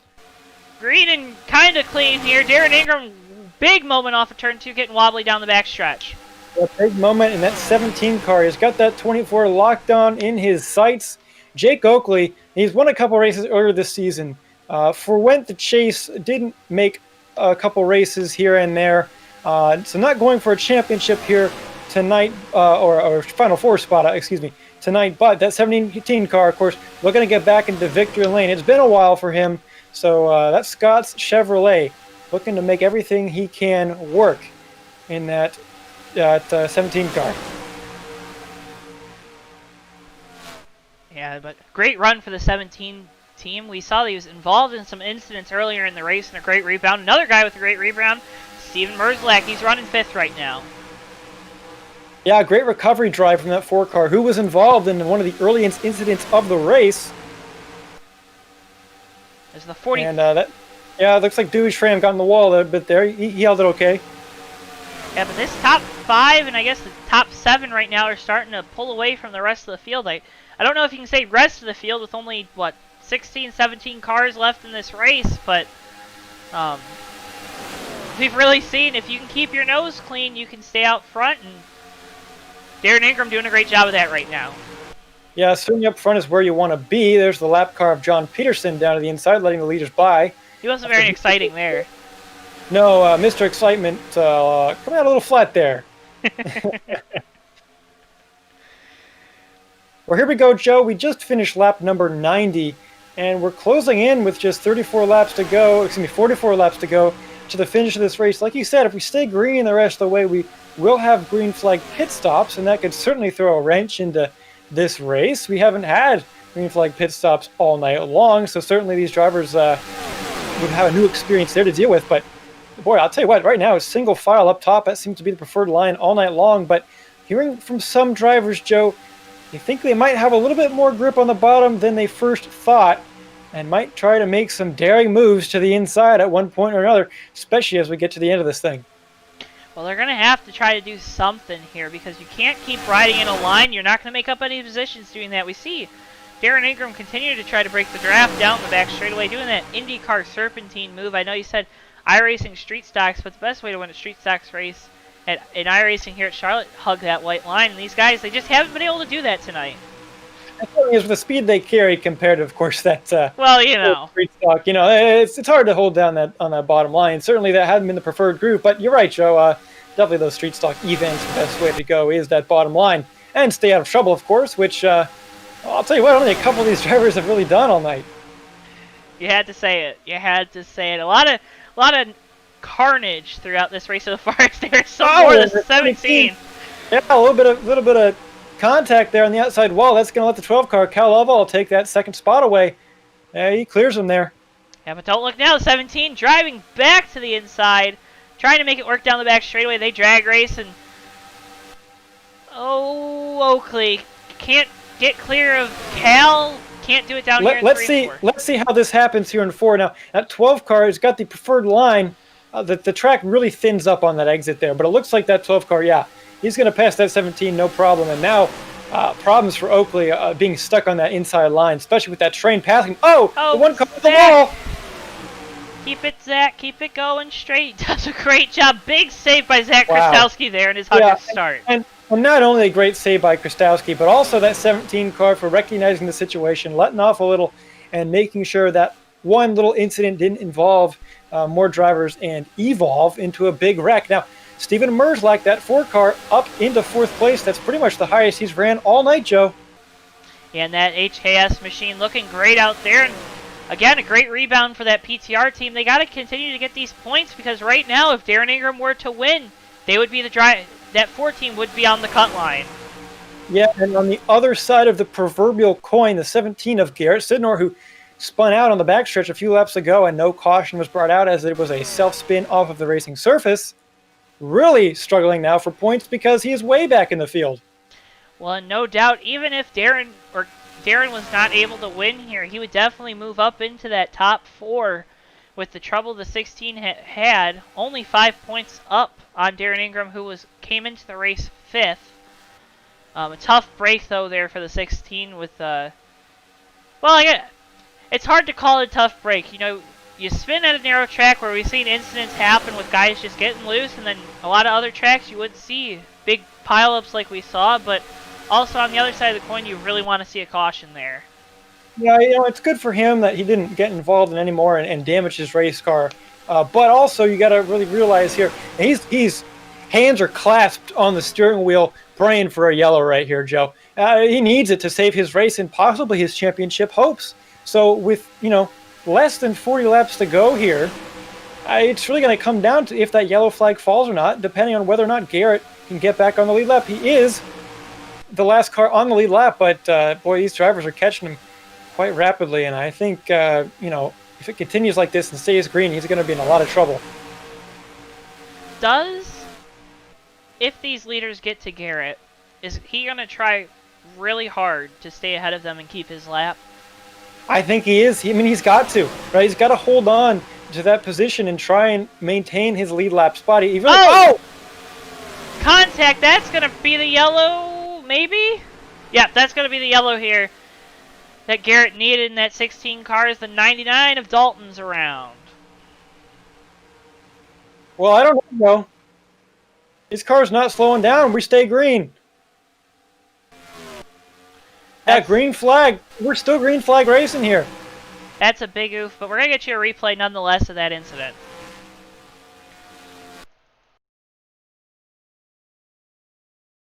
That 12 car all over the back of Darren Ingram. Real quick here, you see it. 99 car just goes around, or got really loose in front of the 38, and that's going to cause that incident there.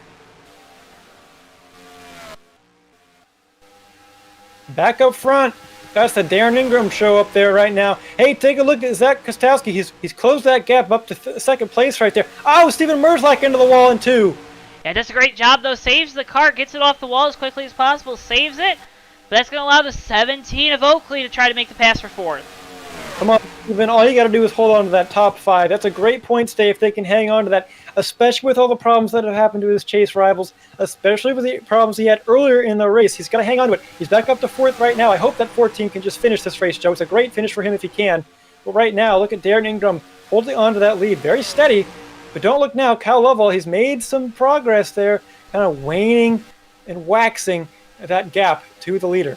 Well, and Cal, when I talked to him Wednesday night, was really nervous about tonight's race. Called it a wild card, and it was definitely wild throughout the first half of this race, but now it seems like everyone's starting to settle down. We've gotten this long green flag run, and whether it be by virtue of maybe some incidents that could have caused a yellow at different times in the race, or, you know, just these guys starting to finally figure out how to drive these cars. This long green flag run has really provided this 12 and 24 teams with the time to shine. Kind of what they wanted, and right now I got to say, Joe, you're looking at the fuel mileage, looking at the fuel gauge, making sure that pressure's still there, because we could have some green flag pit stops that could determine the outcome of this race if it stays green to the end. And I think, Joe, the 4 car, into the wall again. That 17 car all over his back bumper, challenging for that position. Oakley still the inside of Merzlak. He's going to pull up in line. Merzlak just lets him go down into turn 3. Only 24 brushes the wall just a little bit there in 3. Looks like he didn't lose too much time, though. But I was going to say, Joe, you might see some guys pull some strategy. We saw 2 tires work earlier in this race. I know it's been a long green flag run, but it's possible. If you're going to gamble, if you're one of these drivers that really could use a win, if you're below that cut line, you want that W to secure yourself into that final 4. I don't know, Joe. Maybe you take that gamble. I don't know if you can, though. We've seen tires haven't seemed to matter as much, but we also haven't had this long of a green flag run throughout the race. I mean, I think if you were to take a gamble here, you'd definitely be hoping for a caution. I don't know. It's not worth it right now if I'm the 12 or the 24 cars. I don't know. I mean, yeah, they're running good, and I think if they're racing for points, yeah, they're not really struggling. But if you're one of these guys that are further back in the field, you've got to try something to make up that time. And I really think, Joe, these crew chiefs are at least going to be scratching their heads a little bit and considering it. It may not be Vegas. They might not be rolling the dice, but in Queen City, anything can happen. And if you're going for a championship, you're going to take some risks. I don't know if Charlotte's the place to take the risk, though, Tommy. We still got a race next week at Dover, and my mindset is to go as conservative as possible. I already know that the 4 of Merzlak and the 12 of Cal, they're up in front of me. Yeah, if I take a risk, maybe I can snatch a point in front of them, but say I do get up there with those guys and then they all wreck. Now I'm going to be kicking myself in the butt because I didn't need to take that gamble, and I did, and it ended up costing me, not because of my own doing or because of those guys being faster than me, but because someone up there made a mistake. I don't know, but anything can happen in racing. I think it's a slippery slope. You can talk about what ifs, but I think right now you gotta just keep the situation as it lies, right? It's just like golf, right? Play it as it lies, and I think sometimes one of these things that I've done in my golf game is really revolutionize the game of golf, doing things people wouldn't otherwise think of. And I think if you're a driver like Cam Mars, look, Joe, he's almost 5 seconds back. He can make that up if he takes 2 tires and get himself in the lead pack at least. I mean, he's got to try something, Joe. He can't just run an 8th and expect to make it to the next round. As the 17 of Oakley got in the wall there, moved Steven Merzlak up to the 4th position. I don't know, man. I'm a little more timid. I'm not as crazy about these strategy calls. Maybe if it was about saving fuel, but definitely not about tires. But Well, the great part is, well, we're not the ones making the calls. These drivers and the crews are the ones doing it. So we won't end up on the wrong side. We're not the ones making the calls. So at least we have that little bit of solace. We see Jesse Dalton in the 99 heading on pit road now. He's one of the first cars down there. yeah, and will these guys that come to pit road, maybe the risk isn't necessarily how many tires you take, but when you decide to come to pit road is a guy that maybe comes to pit road a little bit earlier, can they gain an advantage over the cars they're running around? You can get an advantage if it stays green, but if a ill-timed yellow comes out and you're trapped on pit road and perhaps get lapped, I mean, if you're a lap down here, you're not gonna make that up very well, right? So you got to be careful with this, Joe. I mean, if there is a yellow, it depends when it flies. But again, you can't just bank on these things that you don't know are going to happen. If you had a crystal ball, if any one of these guys had a crystal ball, I think sweating. Crash! Big crash off of turn 2. Oh, massive crash! That's going to bring out a yellow. And that's going to save Garrett Sidner a lap, but Noah Joyce involved in this one of our playoff contenders. Well, Joe, that was a yellow that these guys were looking for. It kind of takes that green flag strategy out of the picture, but now it puts these yellow flag stops at the forefront of these drivers' minds. Is there you see the 18 really slow through the center of the corner. The 17 just runs into the back of them. It's going to cause the 18 and 38 to be involved, and then the 17 hits the 39. 39 gets clipped in the back end by the 18 at Tustin, who has no control of his car. He's on its side. Well, race fans, it's closing in. You know, we're coming to the line this time by. We're going to have just 20 laps to go. And as hard as it is to pass here, you know, the outside lines prefer. We saw Noah Joyce hold off the leaders while leading this race on 2 tires earlier in the event. I don't know, Joe. 2 tires seems awfully appealing if I'm one of these guys back in the pack. Well, I bet you a guy that does take 2 tires, Darren Ingram in that 24, we've seen he hasn't been shy to make a crazy move here. Well, maybe not crazy. Crazy isn't the right word for it. But hasn't been afraid to make a risky move. Here, you see the cars coming down to pit road. You see the beautiful television screen to your right. That's on the back straightaway. One of the biggest TVs in the world, but you got my attention a little bit more here with taking a 2-tire stop when it's under caution, I think. I think, you know, if you were to do that under green, you might give up more time, as we're seeing everybody looks like they're taking it to 4. Yeah, I don't know, Joe. I think the advantage really would have come with if this thing stayed green. I just think you could gain a lot of time on the track. You know, time that you save on pit road under green flag positions, it's more than just the tenths that you gain on pit road or the seconds you gain on pit road. It translates to more time on track.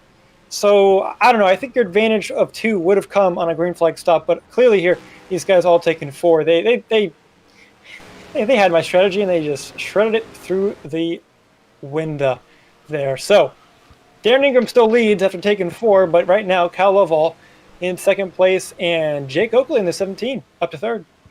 Yeah, Oakley with a great pit stop there. Steve Merzlak's going to line up 4th here on the restart. It's going to be interesting to see what happens. Are we going? Looks like maybe we're going. Nope, we're not going green this time. We continue to work laps here. So happy you're joining us right here on JTN. Make sure you hit this. Famed NR 2003 strategist, a fuel mileage legend, Ryan Pace says that he'd take 3 tires. Now, 2 tires is too much of a risk, but 4 tires takes too long. He would have taken 3. Boy, I mean, that's kind of the next level thinking that really wins races and championships, and that's the kind of innovation you can expect from a guy like Ryan Pace. Incredible, Joe. Well, that's why we hire a guy at Team Twansky like Ryan Pace for the Fast Cup Series, and Ryan's a spectacular, amazing, fantastic statistician during the races here. Picking his brain about maybe what strategy calls we should make during the race definitely helps our 2 team out in the Cup Series. But do you think he's putting that 3rd tire on the back or the front of the car? I don't know, Joe. We'd have to ask him. I'm not sure how putting it on the front would affect things aerodynamically. He might not put it up there. The tires? Sure. I'm confused. Anyways, resetting you here. Darren Ingram, Calaval, your first row. Row 2 is going to be Oakley and Steve. We're gonna go green this time, Joe. And we're going to not have to worry about taking 3 tires for the rest of this race. What do you think? That sounds like a great plan, Tommy. Merzlak's going to line up fourth. Zach Krastowski, Cam Barnes, Healy, Jeff Dixon, your top 8 for this restart. Working through turns 3 and 4. Invisible pace car leading these guys, telling them that you're going back green flag racing this time, Tommy. And it's going to be a fun one. It should be, Joe. We're coming into the final laps here, Joe. It's going to get exciting. Really, really exciting. Here we go. Darren Ingram on the outside line. The 12 car, Cal Lovell on the inside. It's pretty much every restart that 12 car has been in the inside. Green flag waves. We're back under green here at Charlotte. Great start from the 12. Yeah, it gets up into the outside line and gets right in front of Merzlak, who's going to scoot into third position. Cam Barnes looking for fourth. Hey, brought that 20 car back into the picture. That yellow did. I know he's going to be aggressive. Oh! Jeff Dixon. Contact with Jeff Dixon. Hard into the wall back there, but we stay green. First fan out to avoid him, but yeah, we stay green here. Looks like Garrett Sidnor back there in the 16 car. He's trying to make some moves, get some points back, but right now he's really languishing back there in the field, Joe. Hey, Jeff Dixon going through the grass right now. He's going to, barely, almost made contact with the 14 of Trey Coleman, but doesn't, so we'll stay green.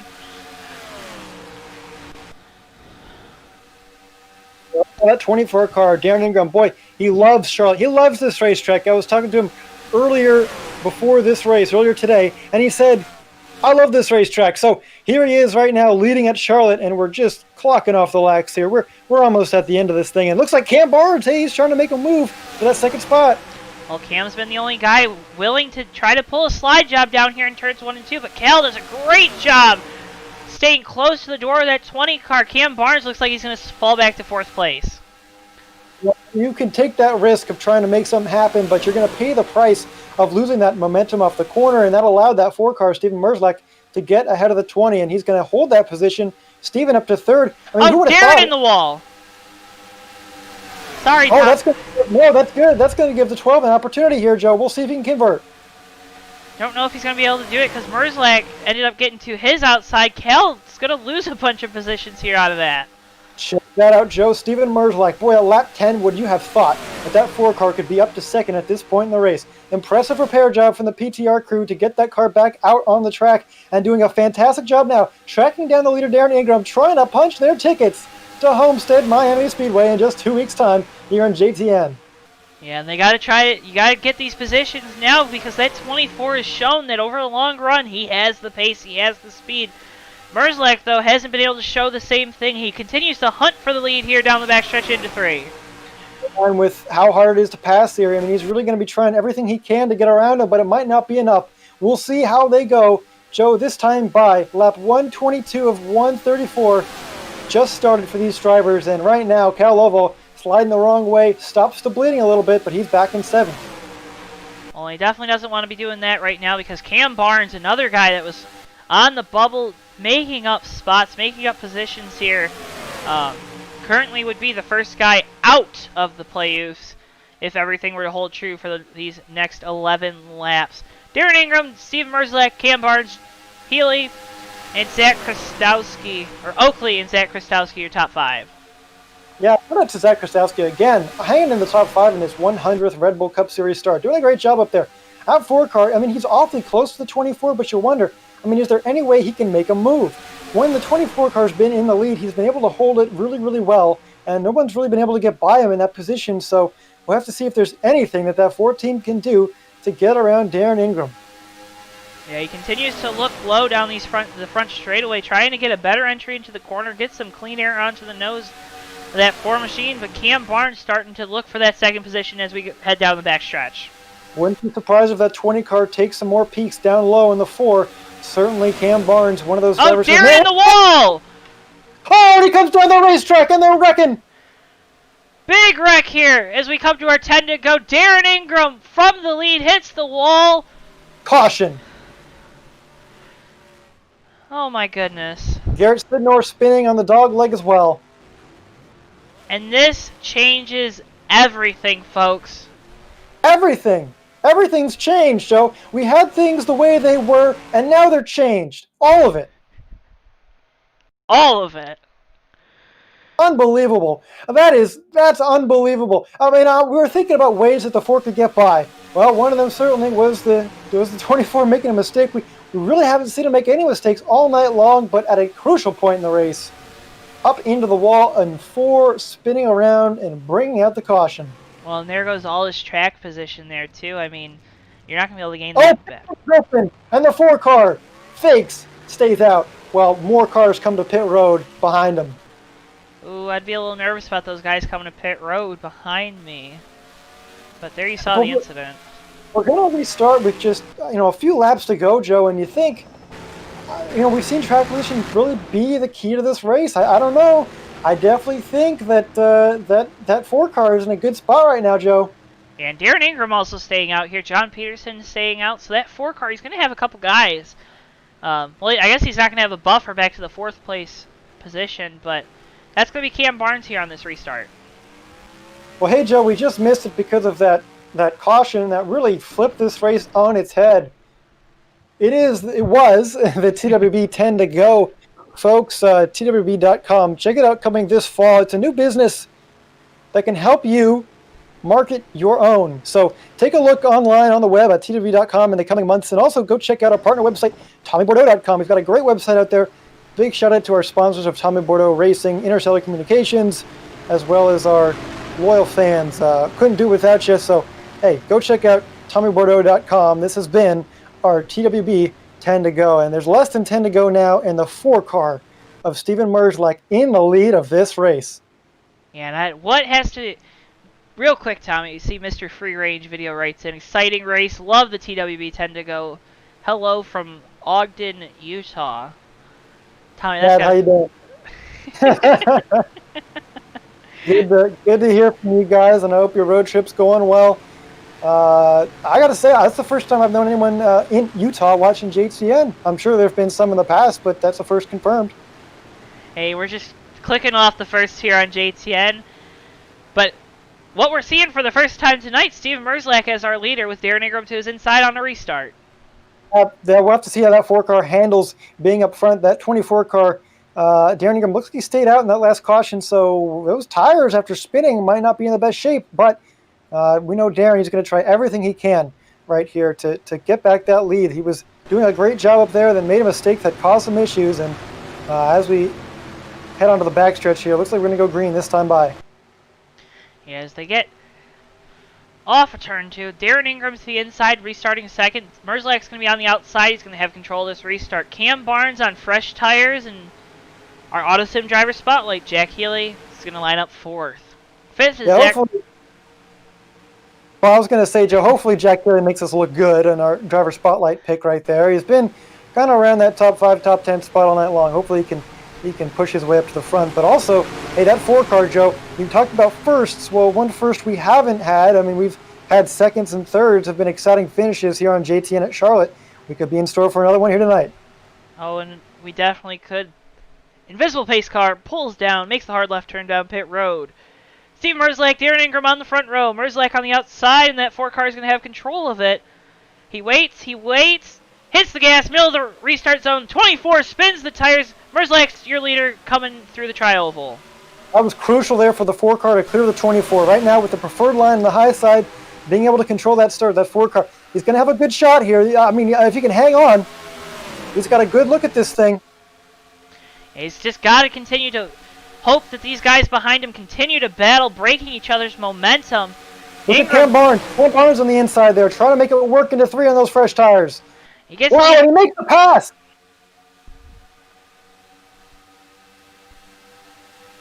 Just about making it work, Joe.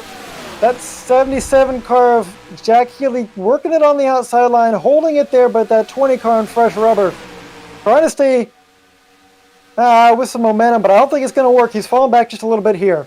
Yeah, but continuing to be in the lead. Steve Merzlak in that 4 car. Doing a great job, out to a couple car lengths lead. Here we go, Joe. We're coming to the line this time by. It's 5 laps to go. 5 more times around this track for Steven Merzlak. His night started off terribly. Involved in one of our first incidents, that whole rear end of the car was torn up. That was the one as Zach Krastowski's in the wall. Oh, and he's around! We're going to stay green. He didn't go fully around there. Sorry, Tommy. It was a big moment there down the back, or two, 1 and 2. That's a big moment. He's been running really good all night, but that incident there going to shuffle him back a few spots. We do stay green. 4 to go this time by. Like I was saying, Joe, this 4-car team did a fantastic job repairing the back end of that car. And like I mentioned earlier, I mean, at lap 10, could you have imagined this car leading this race at this point? No, I couldn't after that early trouble for him, but Darren Ingram closing the gap, pushing the 4-car down the back straightaway. And a mirror for it. You know, you want to see out your mirror, see what's going on, but right now there's nothing but a red 24 car. That Camaro behind them, that Chevy logo, I mean, you can see it life size at this point. He's right there. Although the 4-car, hey, he's pulling away just a little bit this time by. As we work 3 to go now here at Charlotte. 4 of Merzlak, 24 of Ingram, and 77. Our top 3, but, oh, we got playoff drivers all over this top 5. Yeah, we do. It's going to be a lot of good point stays for some drivers, a lot of bad point stays for others. I got to say, 24-car, Dan Ingram, led a lot of laps tonight. He's been up front. If he can finish second, it's a good point stay, but I know he wants to win and lock himself into the next round, that's for sure. That time by, they were about even up front, Joe. Whoa, it's close. Yeah, well, and you talk about he has a good point stay, but not as good as it was before these late cautions. Garrett Sidner has battled his way back up to the 7th position, and that's definitely going to help his case going into Dover next week, as the 77 looks to the inside for second. And look at that. That 77, that's the Autosim driver spotlight. Jack Healy trying to make a move work. He's going to clear him. He's into second. White flag. 1 lap to go. Cal Lovell trying to make the move on Ingram down low. Oh, something's going to happen, Joe. These guys are just too close. I don't know. They're getting really close here down to the end of the race. So we watch for the lead. The 77 goes to the inside. Doesn't have the run there. Goes back outside. He's going to try to have the momentum through turns 3 and 4. Peaks to the inside. It's going to be a drag race down the front straightaways. Calavol's around. It's going to be at the line. It's so close. Merzlak wins it. Oh, my God. Steven Merzlak, an incredible comeback race for him. And he's going to punch his ticket to Homestead to join his PTR teammate, Davey Hazard. Incredible race for that sports team. Incredible. And what a finish, too. PTR is going to have half of the Final 4. That is guaranteed here. Merzlak. Whew, that was a close finish, Tommy. It was very close. I mean, I didn't think Jack Healy on that bottom line was going to have the momentum off of 4. And he had a great run. And it was really close. I couldn't tell right away, Joe, who won that. I had to wait for Tommy and scoring to update. But just by 4/100th of a second, Steven Merzlak gets the win and has locked himself into the Final 4. He's burning it down here at the Queen City. As we see all the replay of the wreck, it looks like Cam Barnes made contact with the back of the 12 of Cal Laval, sending that car around. I'll tell you what, Joe. Here on JTN, every race we've had at Charlotte has had a thrilling finish, I must say. And tonight was no different. Yeah, as you see Merzlak burning it down. He did a great job rebounding from an earlier wreck. He did a great job at Richmond in our first broadcast for USORL, winning that race and surviving. And does it again here, even though he was involved in that early incident. Yeah, an incredible comeback story for that 4 team. You heard Davey Hazard earlier have an interview telling him, making sure he stays calm, making sure he stays level-headed, work his way back through. It was a long race, and he just played it perfectly. Nothing more you can say about that. Steven Merzlak advancing himself into the next round of 4 to fight for that championship. He hasn't won a title before in the Cup Series, so he's going to look to make some noise and be there for PTR, representing the whole team, the 75 and the 4-car, both full-time for that Toyota outfit right there. Yeah, as you see the incident one more time coming off of turn 4. A lot of big hits for these drivers. Hopefully they're all okay. Well, they're all okay. They're all okay. Tell you what, though, Joe, that line, that wreck coming to the line there, it's going to shake things up in points a little bit because that involved the 12-car Cal Lovell, who was running in the top 5 and ended up 7th out of all that, 8th actually, and Garrett Sidnor 7th ahead of Cal.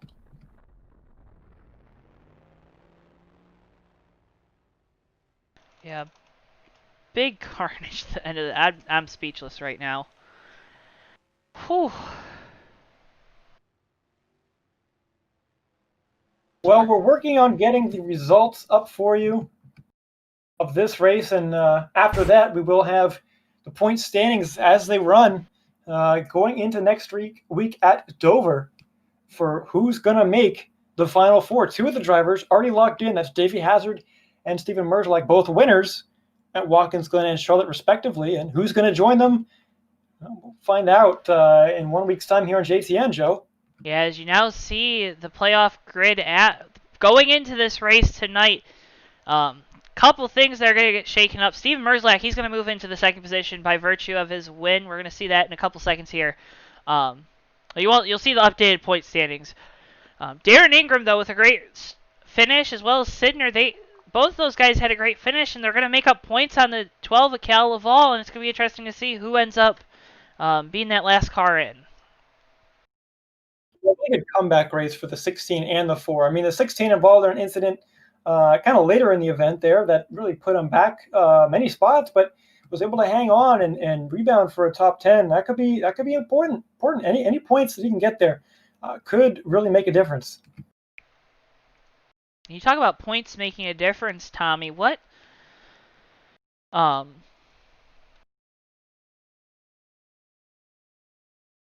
How big of a difference is it going to be next week at Dover for these guys that came into the race with a great finish, and now they're going to have to really worry about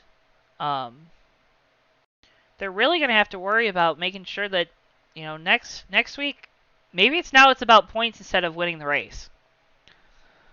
Yeah, it's going to depend on how points shake out. They're going to have a game plan going into that race to do what they have to do. Bonus points are going to be an important part of that. Leading laps, trying to lead the most laps and getting the best finish you can.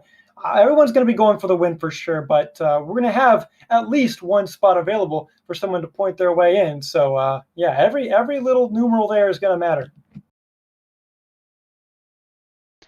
Next week at Dover should be a good one. We're working on getting our interviews here for the post-race right here on JTN. Thank you. Welcome if you're just joining for these post-race interviews. We had a fantastic race tonight. Steve Merzlak, your winner after being involved in an early incident. Jack Healy's going to finish second, our Autosim driver spotlight. Darren Ingram's going to be third. Cam Barnes fourth, and Ray Tustin, he's going to round out your top 5. Yeah, have some results for you coming soon up on screen. And shortly after that, we're going to get some drivers in here to interview.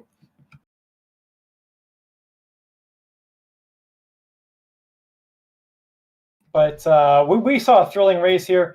Let's take a look, Joe. Our third place driver was Darren Ingram. He had some really fast laps out there tonight, leading the race, but a costly mistake late just kind of took that win away from him. Let's bring him in and see what he has to say.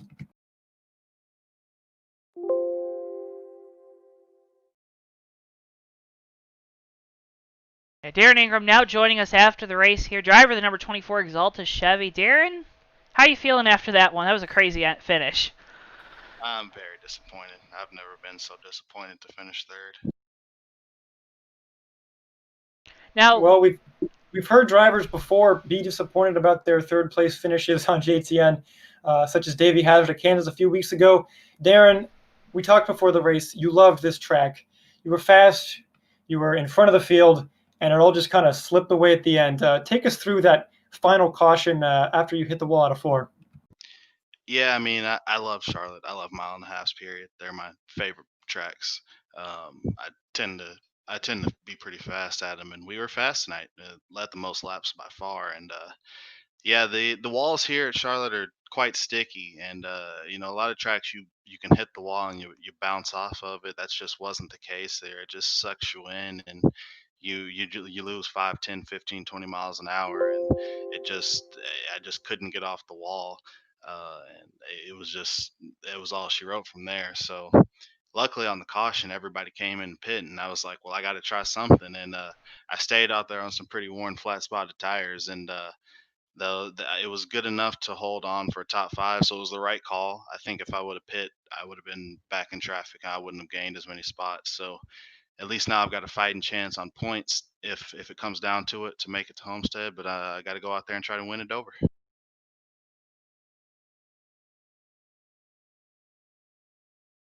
Well, we appreciate your time. Thank you so much for coming into the booth. Wasn't the finish you wanted, but you did lead the most laps, and certainly every point is going to matter. One driver will make it to that final four on points, and it could be you. Of course, I know next week you're looking for a win at Dover. Is there anyone that you would like to thank tonight after tonight's race? Of course, Exalta, as always. Every league, every car, they're on there.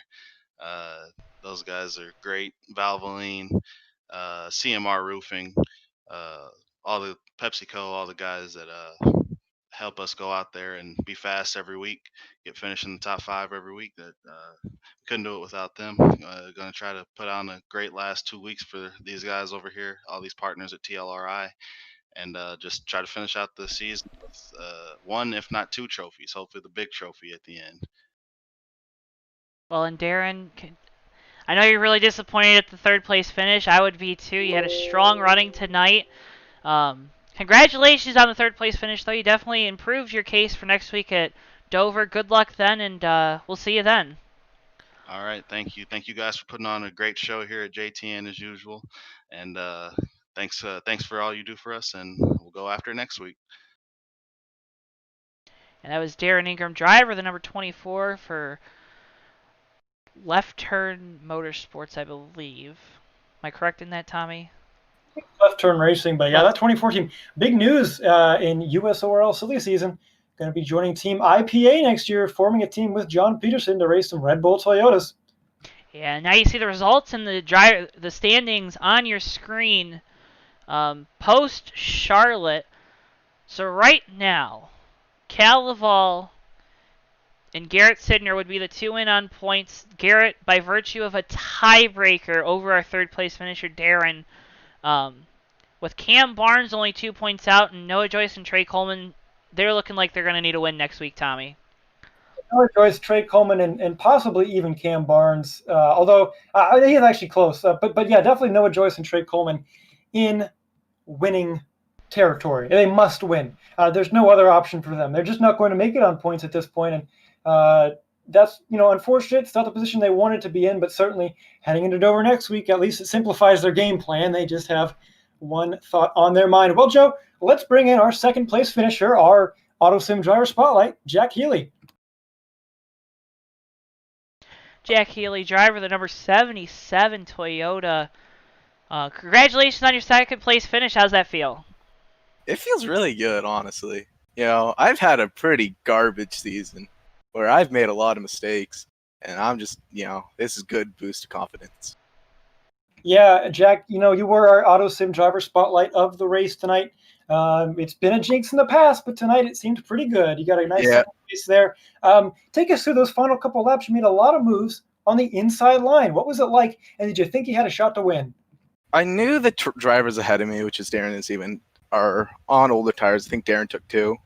And so his tires were pretty much shot, so I just kind of chucked it to the inside, zoom.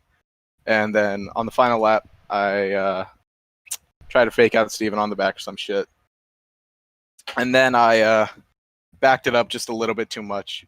And if I made it just right, I probably would have gotten him, but at least it looked entertaining.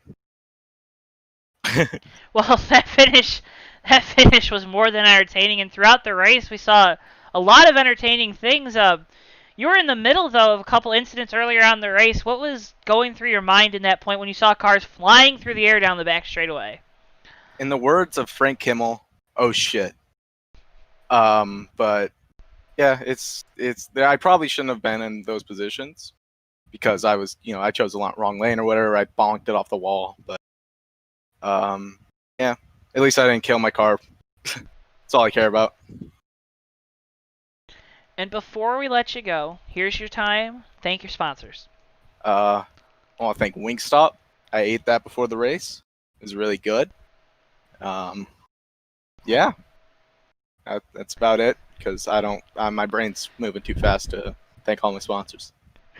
Well, there you hear it. Driver the number 77 Wingstop Toyota Camry. Jack Healy, congratulations on your second place finish, bud. He's gonna go at him next week at Dover, Tommy, and wow, you heard it right there. He couldn't even name all the sponsors. He was so excited after that second place finish. Yeah, a lot of emotion for Jack Healy, of course, our Autosim driver spotlight. Good to get him a good finish here tonight. And speaking of emotion, I'm sure there's nobody happier on the planet than the guy in Mountain Hauler Victory Lane. Let's bring down Steven Merzlak here. And it's a big night for that 4 team.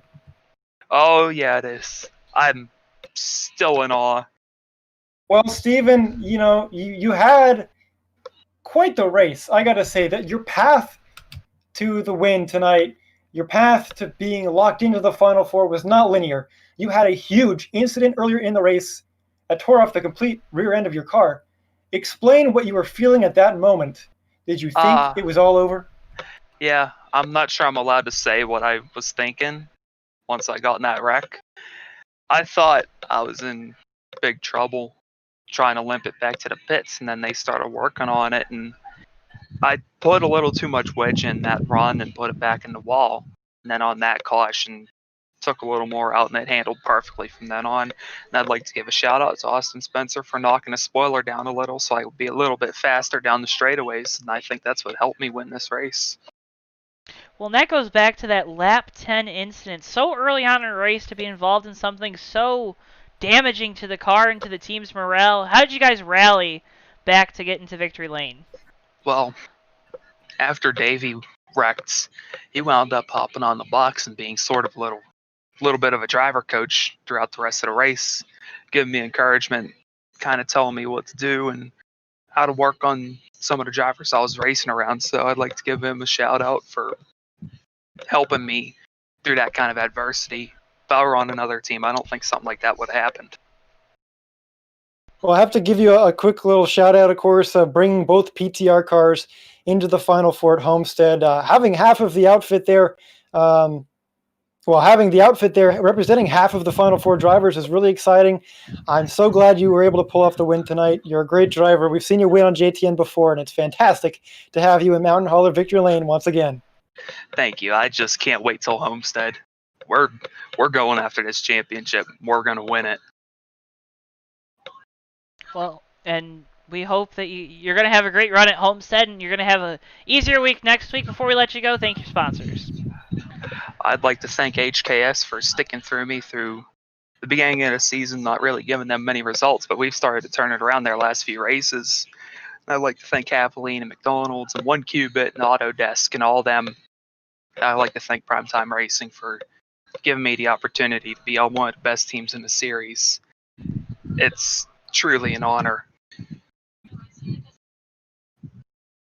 Well, and again, Steven, congratulations on the win. I know it was a crazy night for you and the 4 team and all the guys at Primetime Racing, but you guys got a 50% shot at that championship in 2 weeks' time at the Homestead Miami Speedway. Good luck, and go get 'em, buddy.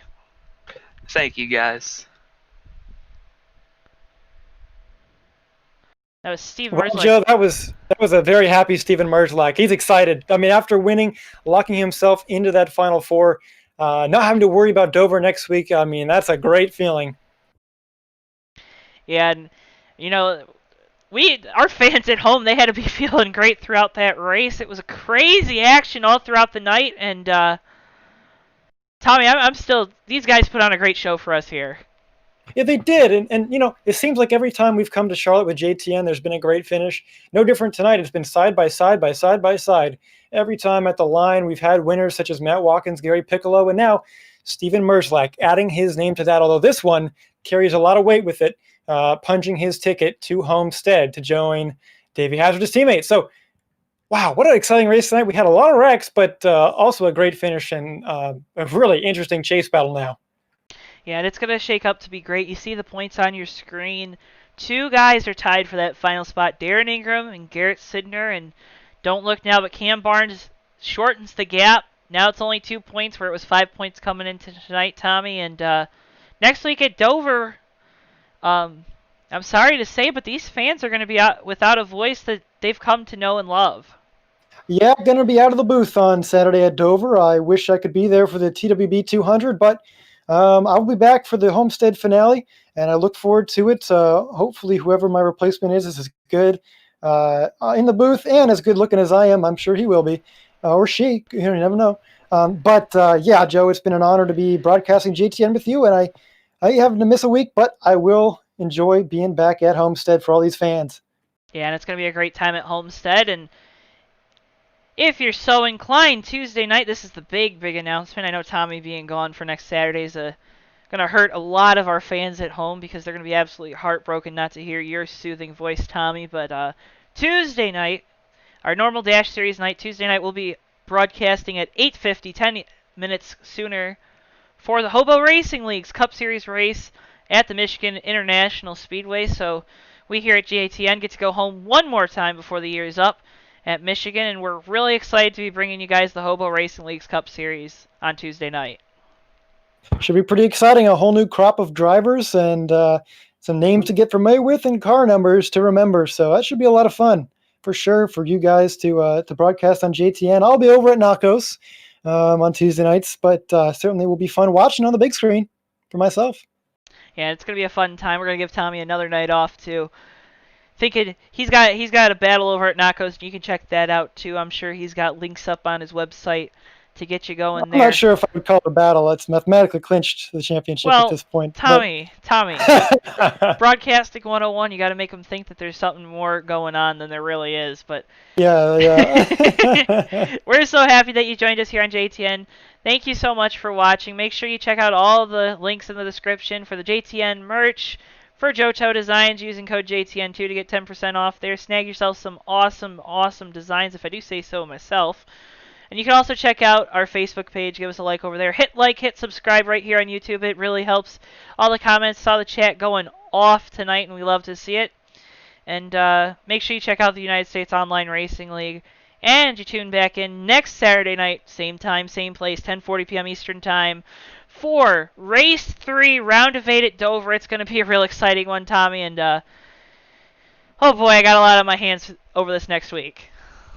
Should be exciting, Joe, but you do a great job as always. We appreciate the fans, and we appreciate you for making JTN what it is. The graphics look fantastic tonight, and I am excited for the future of JTN. Yeah, we're going to keep plugging away, guys. Thank you so much for watching. For Tommy Bordeaux, for Bristol, for myself, Joe Twansky, thank you for tuning in, for all of us at JTN, and we will see you guys Tuesday night, 8:50 p.m. Eastern Time, for the Hobo Racing League race at the Michigan International Speedway. So long for now. Spread love, peace, and all of the happiness that you can to others around you. You never know who's having a bad day. Do your best to be the best that you can, and we'll see you Tuesday night. Thanks so much for watching, guys.